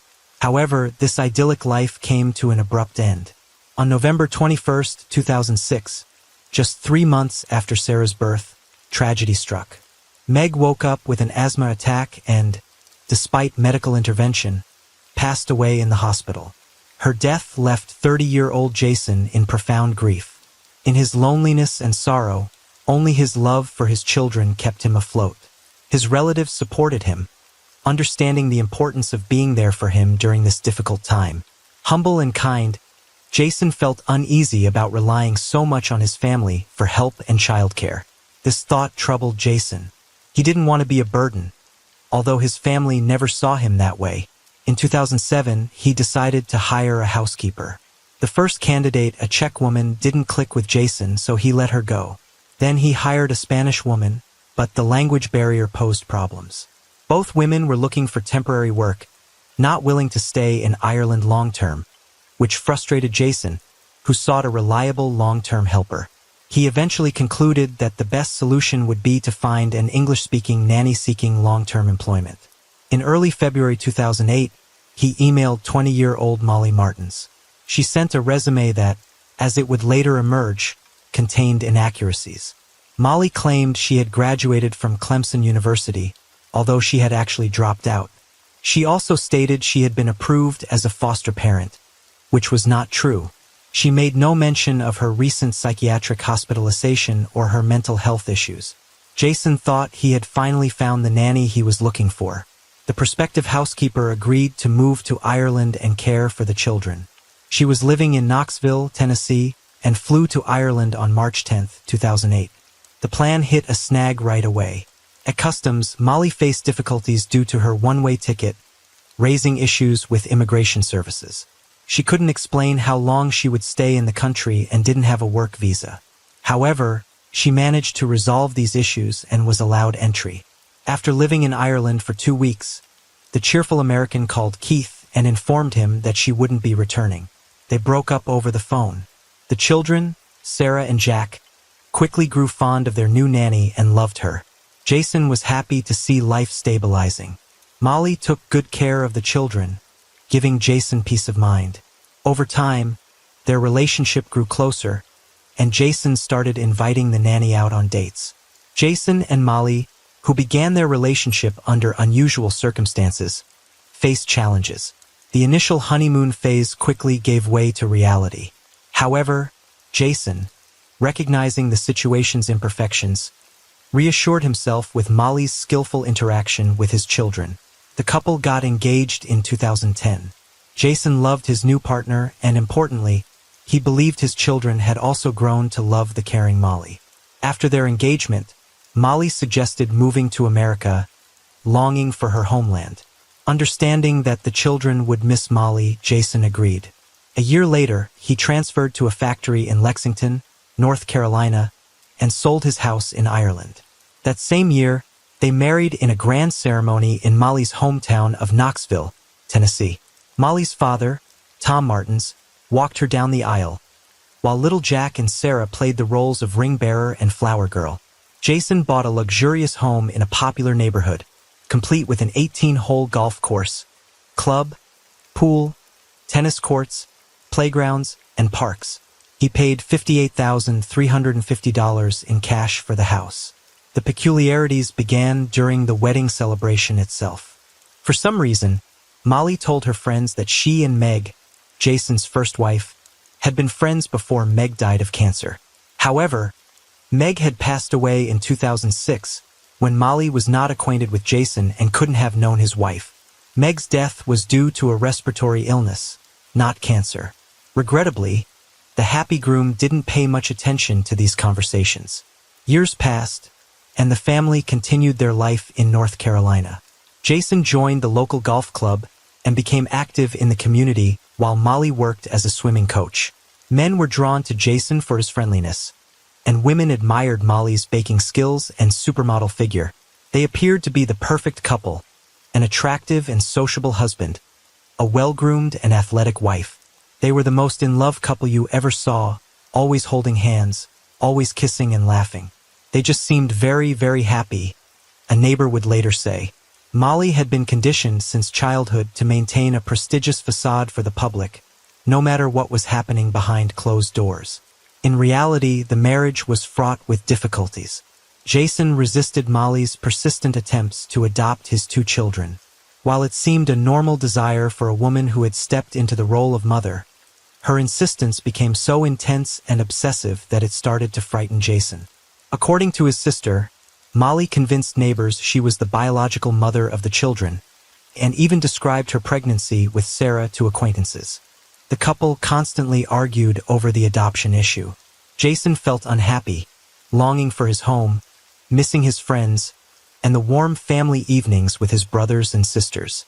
He seriously considered divorce and returning to Ireland with his son and daughter, which he honestly discussed with Molly. Her reaction was immediate and intensely emotional. After the argument, Jason even hid the children's passports, fearing that Molly might dispose of them to prevent their departure. The more he contemplated divorce, the more desperately she tried to keep him and the children with her. Jason lost his zest for life and began to gain a significant amount of weight, which infuriated his young wife. A husband with excess weight disrupted their perfect public image. The night before the murder, the couple attended a dinner at a neighbor's house, where Molly loudly criticized the amount of food on Jason's plate in front of all the guests. She openly stated that it was unacceptable for someone of his weight to eat so much. Jason left silently. The following night, August 2nd, 2015, Molly and her father beat Jason to death. On August 1st, Molly's parents, Tom and Sharon, arrived in North Carolina for a visit. The exact purpose of this visit remains a mystery to this day. Some believe Molly and her father pre-planned the visit to ensure Tom was present to assist in committing the crime, while others see it as a routine parental visit. Since Tom and Sharon arrived late in the evening, they decided to give the gifts they brought for the children the next morning. This detail is crucial. They had prepared an aluminum baseball bat for Jack and were planning to give Sarah a tennis racket. After dinner, Tom and Sharon retired to the guest bedroom in the basement. Molly and Jason went to their bedroom on the first floor, and the children went upstairs to their respective rooms on the second floor. According to Molly, Sarah woke her up at 3 a.m. after a nightmare. Molly calmed her down and took her back to bed. By the time she returned, Jason, she claimed, was awake and furiously angry, leading to a fight that ultimately resulted in his death. As the supposed altercation began, Tom, a former FBI agent, allegedly heard strange noises from his daughter and son-in-law's bedroom. Concerned, he grabbed the baseball bat intended for Jack and headed to the room. Upon entering, he claimed to see Jason choking Molly. Jason, noticing his father-in-law, tightened his grip and dragged Molly to the bathroom, threatening to kill her. Tom pleaded with Jason to release Molly, but seeing his requests were futile, he intervened to save his daughter. Tom stated that his initial bat strike didn't stop Jason from strangling Molly, so he continued to hit him. Eventually, Jason released Molly, attempting to grab the bat. A struggle ensued, with Jason wrenching the bat away and knocking Tom to the floor. Tom claimed Molly, in a state of extreme fear, grabbed a brick from the bedside table and struck Jason on the head. Both father and daughter, fearing for their lives, continued to attack the enraged man until they realized he was no longer a threat. By calling the rescue service, Tom described the incident as a fight where his son-in-law had assaulted his daughter, and now Jason urgently needed help. However, when emergency services arrived, the scene indicated something far more brutal than simple self-defense. The bedroom walls and floor were drenched in blood, with splatters also on the ceiling and furniture. Jason's skull was so shattered that pieces of his scalp were scattered across the floor. The medical examiner noted in the report that the number of blows was impossible to determine, as pieces of skull fell onto the table during the autopsy. The first responding police officers noted a stark discrepancy between Jason Corbett's horrific injuries and the fact that both father and daughter were unscathed, their clothes intact. Not even Molly's thin bracelet was broken, despite her claim of a life-and-death struggle. Another key observation: some emergency responders noticed blood on the brick, and Jason's body began to dry out and he was cold to the touch, indicating a significant period of time before the emergency call was made. And why would someone keep a brick on their nightstand? Detectives questioned its presence in the bedroom. Molly explained she planned to paint the brick with the children and was examining it before bed, thinking about the design.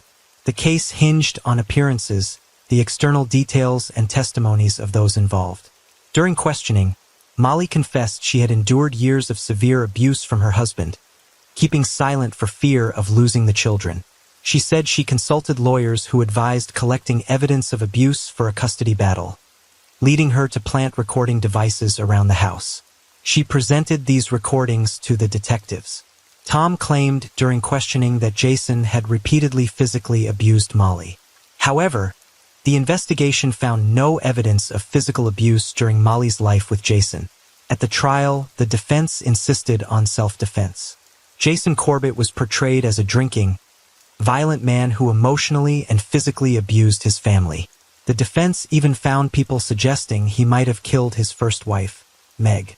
The family doctor testified about Jason's complaints of mood swings. He felt he was getting angry recently without reason. Social workers interviewed the children. Jack and Sarah said their father was always angry and even hurt their mother. The prosecution presented expert reports, indicating that while the audio recordings made by Molly showed Jason's temper, they did not evidence physical violence. Toxicology reports also found traces of a psychiatric medication prescribed to Molly in Jason's blood, suggesting this may have caused his mood irregularities. Jason's family, who knew him as a calm and kind man, were shocked by the defense's claims and insisted that Molly fabricated the story and likely drugged him with illegal drugs to cause behavioral instability for her records. A bloodstain pattern analyst called by the prosecution testified that the blood spatter trajectory did not match a self-defense scenario. The attack on Jason began while he was getting up, and he was defenseless, lying face down when he was repeatedly struck. In 2017, Molly and Tom were found guilty of murder and sentenced to 20 to 25 years each in prison. They filed an appeal a week later and eventually succeeded in getting the North Carolina Supreme Court to overturn their second-degree murder conviction in 2021, leading to a new trial. They were released on $200,000 bail, leaving Davidson County Jail within an hour of each other. In October 2023, father and daughter made a plea deal for involuntary manslaughter. During the November trial, statements from Jason Corbett's now-grown children, Jack and Sarah, living with their aunt in Ireland, were heard. 17-year-old Sarah Corbett stated that defense witnesses and attorneys distorted her words when she was 8 to aid Molly Corbett and Tom Martins in obtaining lighter prison sentences. Molly Martins taught me to shoplift, vomit, and lie. She used to hit my brother and starve him. When I was just 5, she told me my father killed my mother. I really loved Molly, and she manipulated me. Jack Corbett confessed in his statement that he lied to investigators when he was 10. I lost so much of myself since that day. My words were used as a weapon to help Molly and Thomas avoid punishment for killing my father. I never saw my father harm Molly. He was a loving and honorable man, and they did everything to tarnish his good name. While my friends enjoy parties, I'm in therapy, learning to live with the fact that I lied and helped them get away. The children asked Judge Hall to sentence Molly Corbett and Thomas Martins to the maximum 25 years. Perhaps their plea deal helped them avoid this sentence. In November 2023, father and daughter were sentenced to a minimum of 4 and a maximum of 6 years, with credit for the 44 months already served. They were also ordered to avoid contact with the Corbett family. Thomas Martin's lawyer expects his client to be released in 7 months. Sarah, with her Aunt Tracy's help, wrote and published a series of children's books aimed at helping kids cope with loneliness after losing a loved one. Jack became a singer, songwriter, and skilled rugby player. Both siblings continue to fight for justice in their father's case.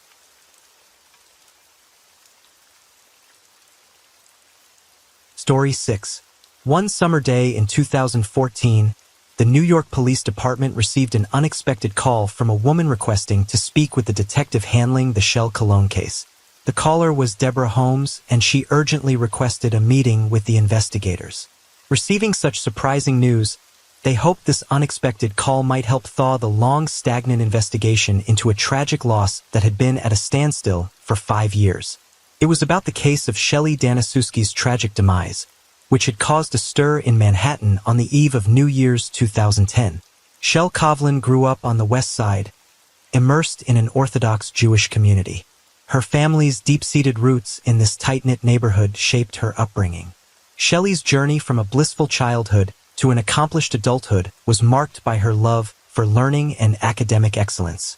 This passion for knowledge eventually led her to a prestigious degree in asset management, opening doors to a thriving career in the Swiss banking sector. Her rapid ascent in the financial world saw her skillfully managing multimillion-dollar portfolios for her clients. In 1998, Despite a successful career in one of the world's wealthiest cities, Shelley felt a void in her life. She had financial security and a loving family, yet her dream of having her own family and becoming a mother remained unfulfilled. In February 1998, determined to change her destiny, Shelley attended a Jewish singles event aimed at helping those seeking their significant other.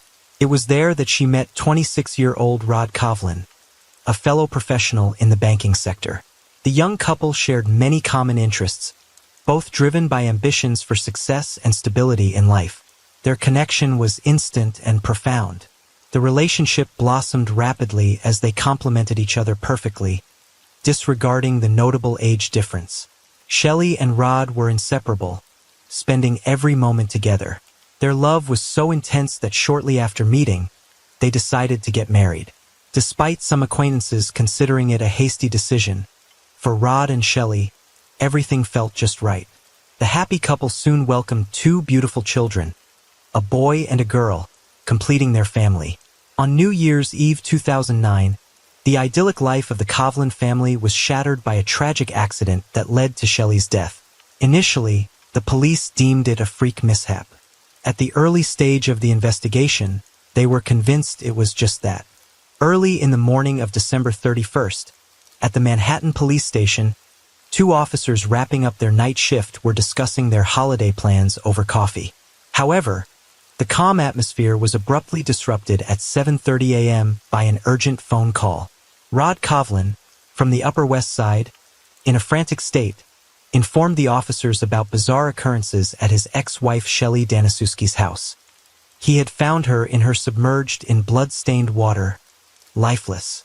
Emergency services hoped Rod could provide the necessary assistance to save the victim.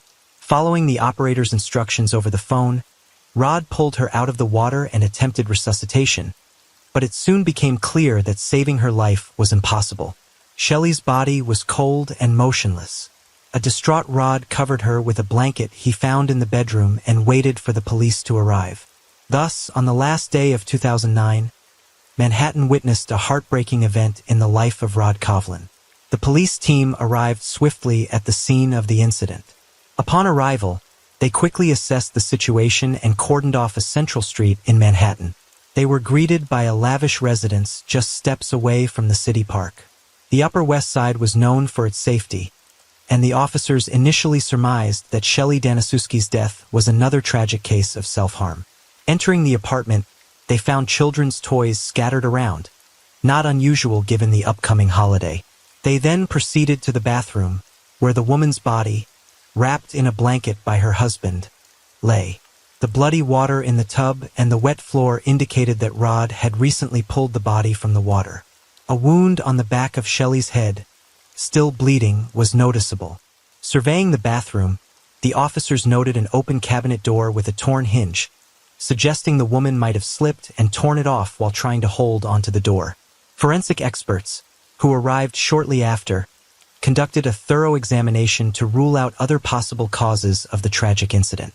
After a careful inspection, they determined there was no break-in and no signs of a struggle were found. Investigators increasingly leaned towards the belief that Shelley's death was an accident. The detective handling the case decided to speak with family members. During their questioning, it was revealed that Shelley and Rod's 9-year-old daughter was the first to discover her mother's body.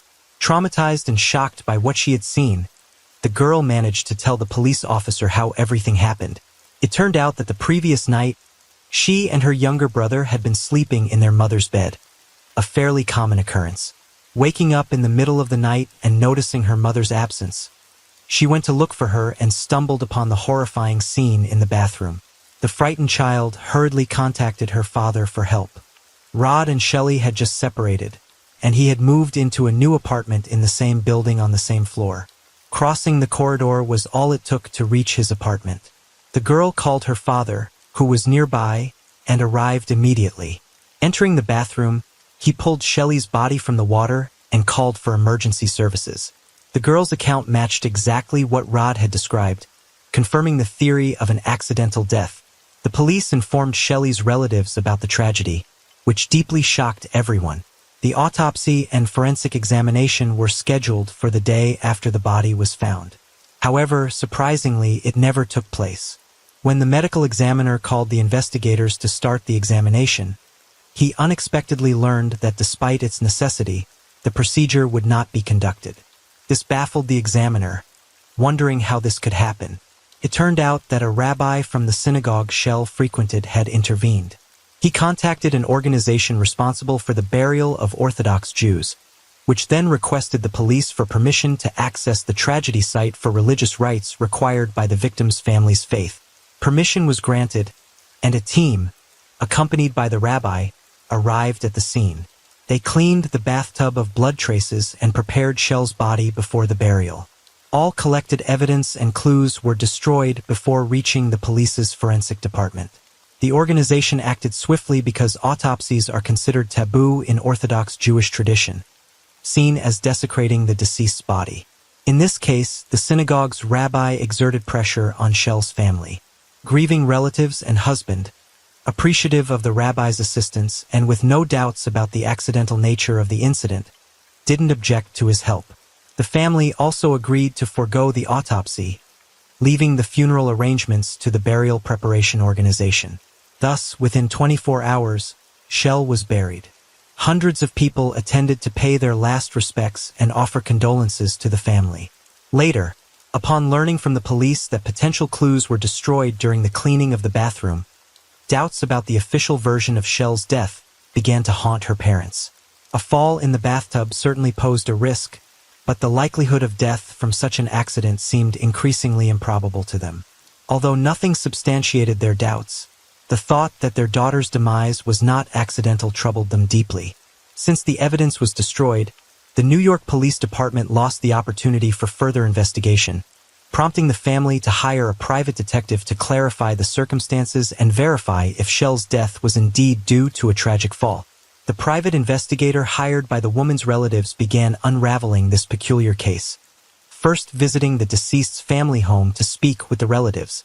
From their statements, he learned that Rod and Shell's relationship was far from perfect, and their marriage had been facing serious challenges.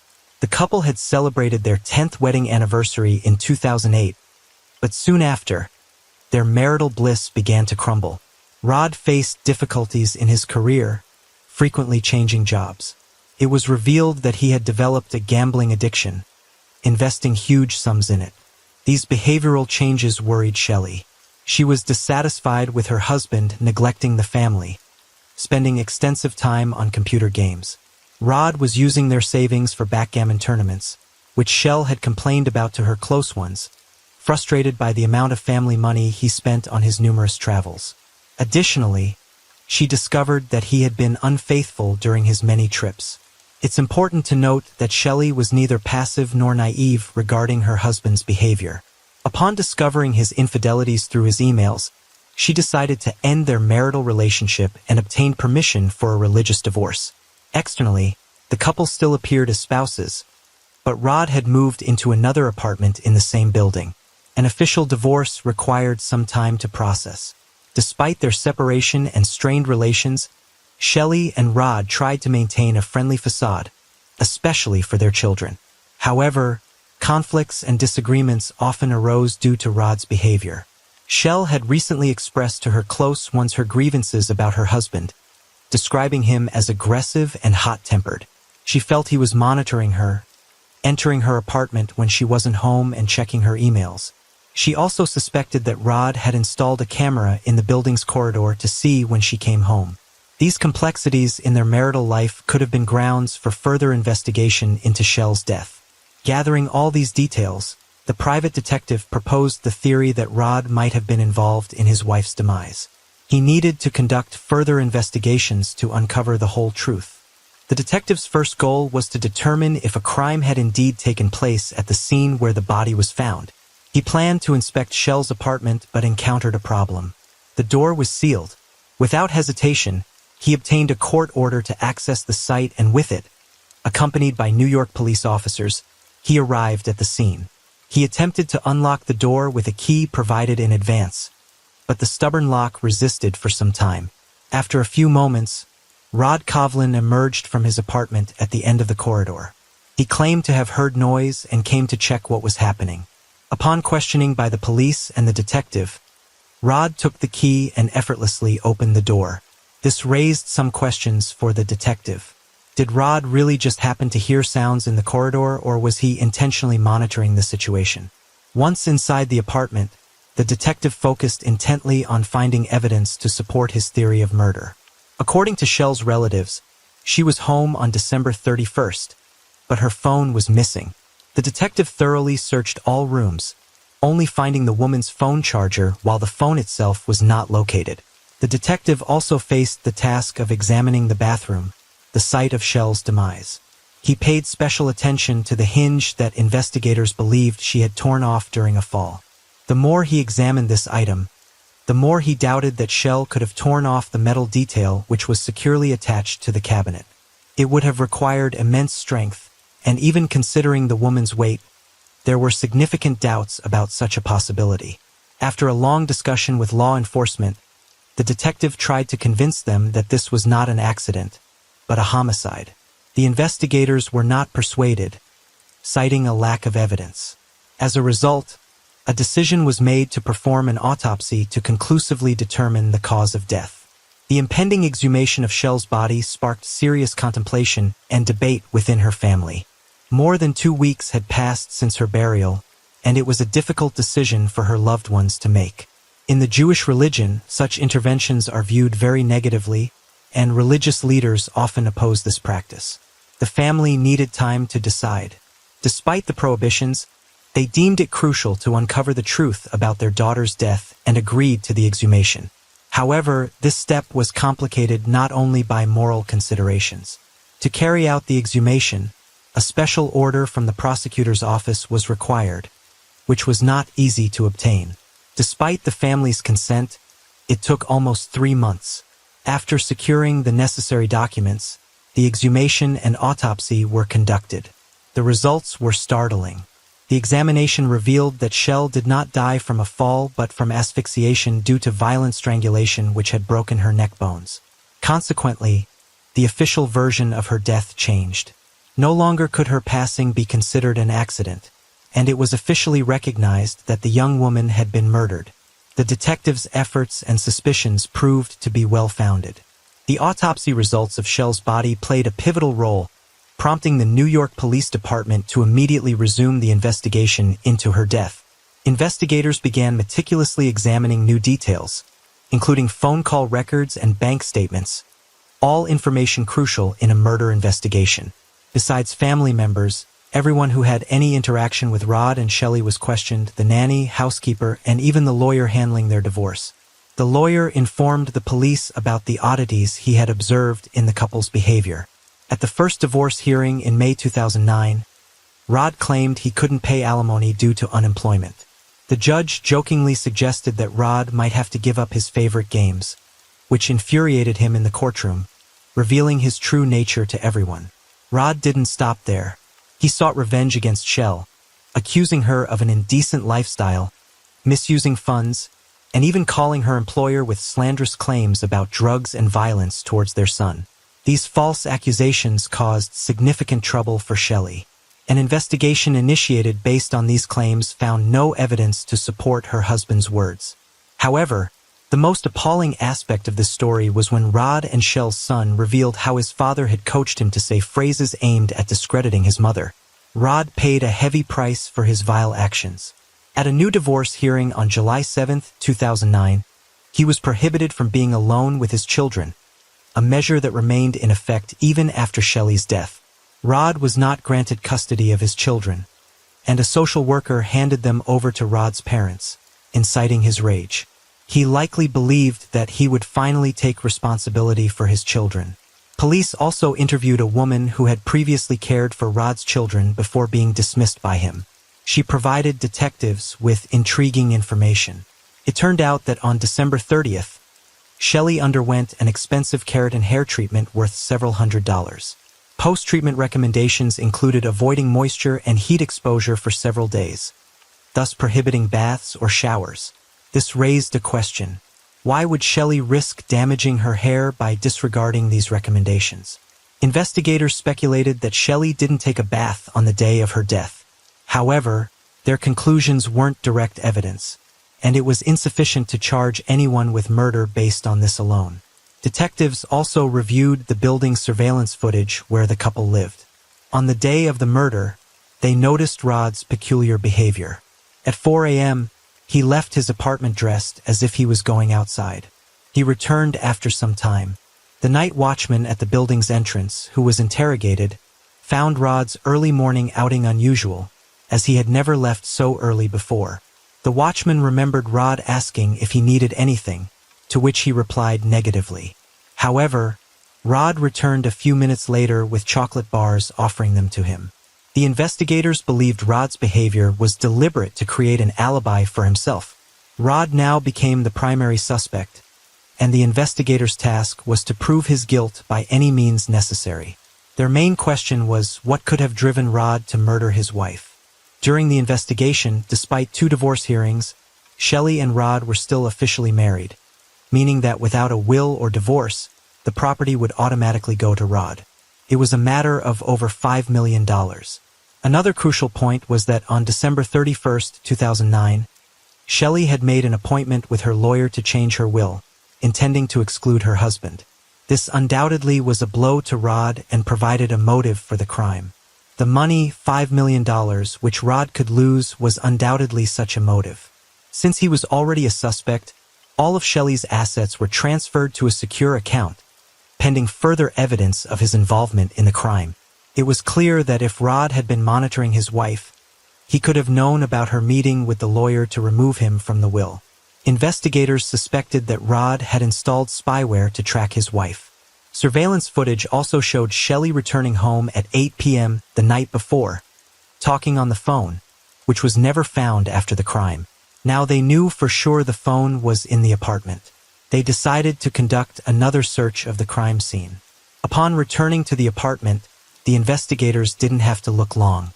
They couldn't believe their eyes when they saw Shell's mobile phone calmly lying on her bedside table, connected to the charger. Neither during the New York police's initial search, nor during the private detective's examination, had anyone noticed the device in this location. Furthermore, investigators had photographed the room during previous searches, and the phone wasn't on the bedside table in the photos.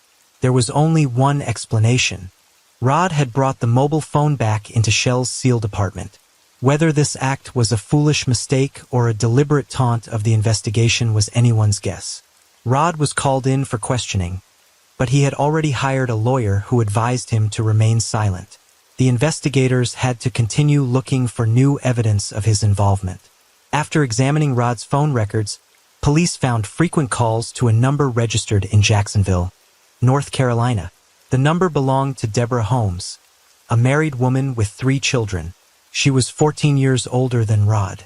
They had met at a backgammon competition 5 months before Shell's murder and had a passionate affair. The lovers met during backgammon tournaments or played online together.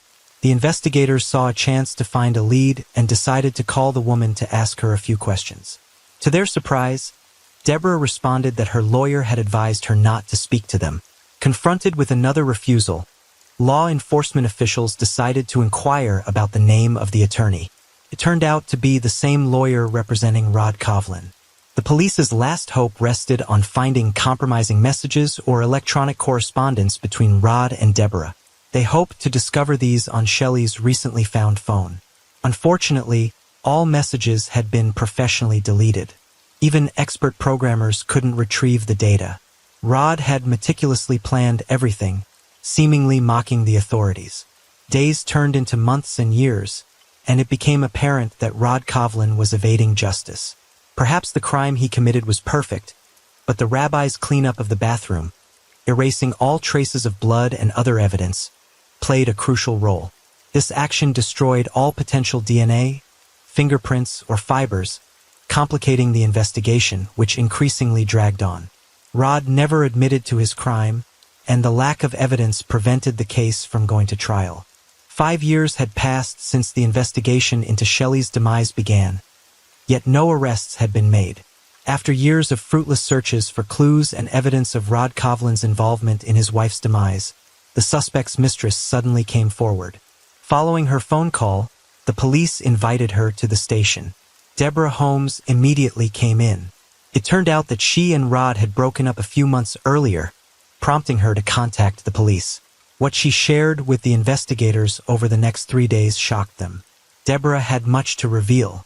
She told them about Rod's plans concerning custody of his children.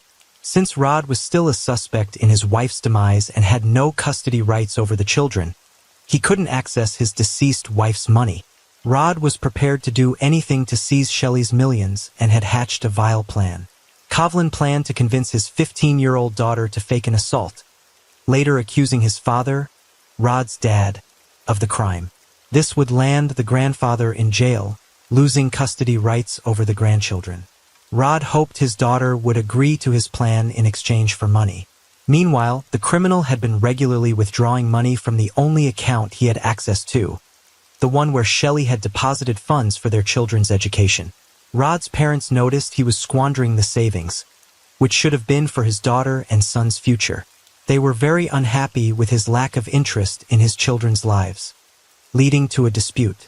Rod was so angry with his parents that he seriously contemplated ending their lives.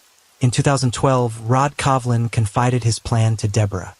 He intended to have his daughter put rat poison in her grandparents' tea. Since the girl was a minor, Rod calculated she would spend much less time in prison than he would. Deborah persuaded her lover to abandon this evil intent. Following this, Rod conceived several other ideas. At one point, he contemplated burning down his parents' house, jamming the doors to trap them inside. He also considered arranging a sham marriage for his daughter to a Mexican man, after which she would have to relinquish part of her inheritance to her father. Listening to Deborah's testimony, the police couldn't believe the reality of such details. All this time, she had been gathering evidence, amassing a trove of data on hard drives. Realizing she was dealing with a psychopath, she cautiously waited for Rod to lose interest in her before handing these valuable insights over to the investigators. The recordings contained hundreds, perhaps thousands, of Rod's conversations with various people. Now the law enforcement officers had to meticulously listen to these gigabytes of data in search of convincing evidence. Deborah's contribution to this complex investigation was significant. As investigators began analyzing the recordings, they discovered something astonishing. In a conversation with a backgammon acquaintance, Rod inadvertently mentioned having keys to Shelley's apartment and the ability to enter it at any time. These hard drives became a real treasure for the police, extracting hundreds of materials related to the case. Investigators found that Rod was plotting against his own daughter, planning to pin the responsibility for the mother's demise on her. In an email address that the father used to forge an email, it was claimed that the daughter admitted to lying and that her mother didn't just fall. According to the fabricated story, they had an argument in the evening, and in anger, she pushed her mother in the bathroom. Thanks to all the information gathered, the police finally had compelling evidence to charge Rod Coughlin with the demise of his wife. On November 1, 2015, Rod Coughlin was arrested. Shelley's family awaited the trial of their daughter's perpetrator, but victory was not assured. The charges were circumstantial, and a skilled lawyer could instill doubt in the jurors' minds. Detectives continued their investigation, gathering new data and meticulously verifying all evidence.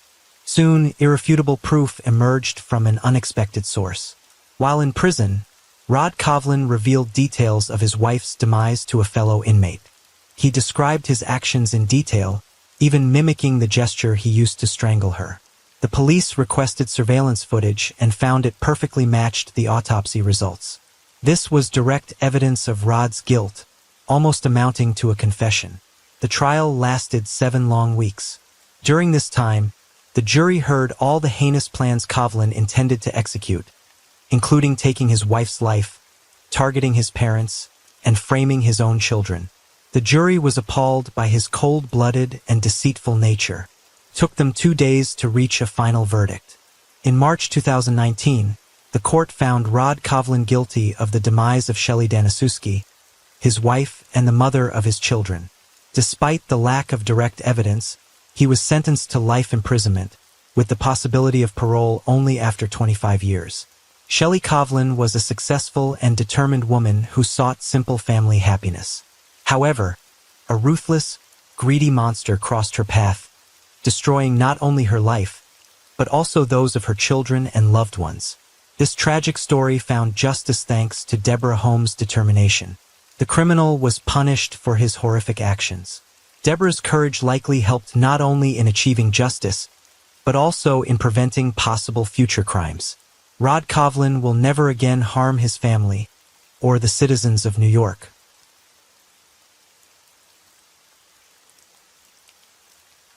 As the rain falls and the night deepens, thank you for being here with me at Radio Night Crime. True crime stories remind us of life's mysteries and the need to stay aware, even in the stillness of the night. If you enjoyed tonight's story, don't forget to like, share, and subscribe. Let the sound of the rain lull you to sleep, and until next time, stay safe, stay curious, and let the night keep you company.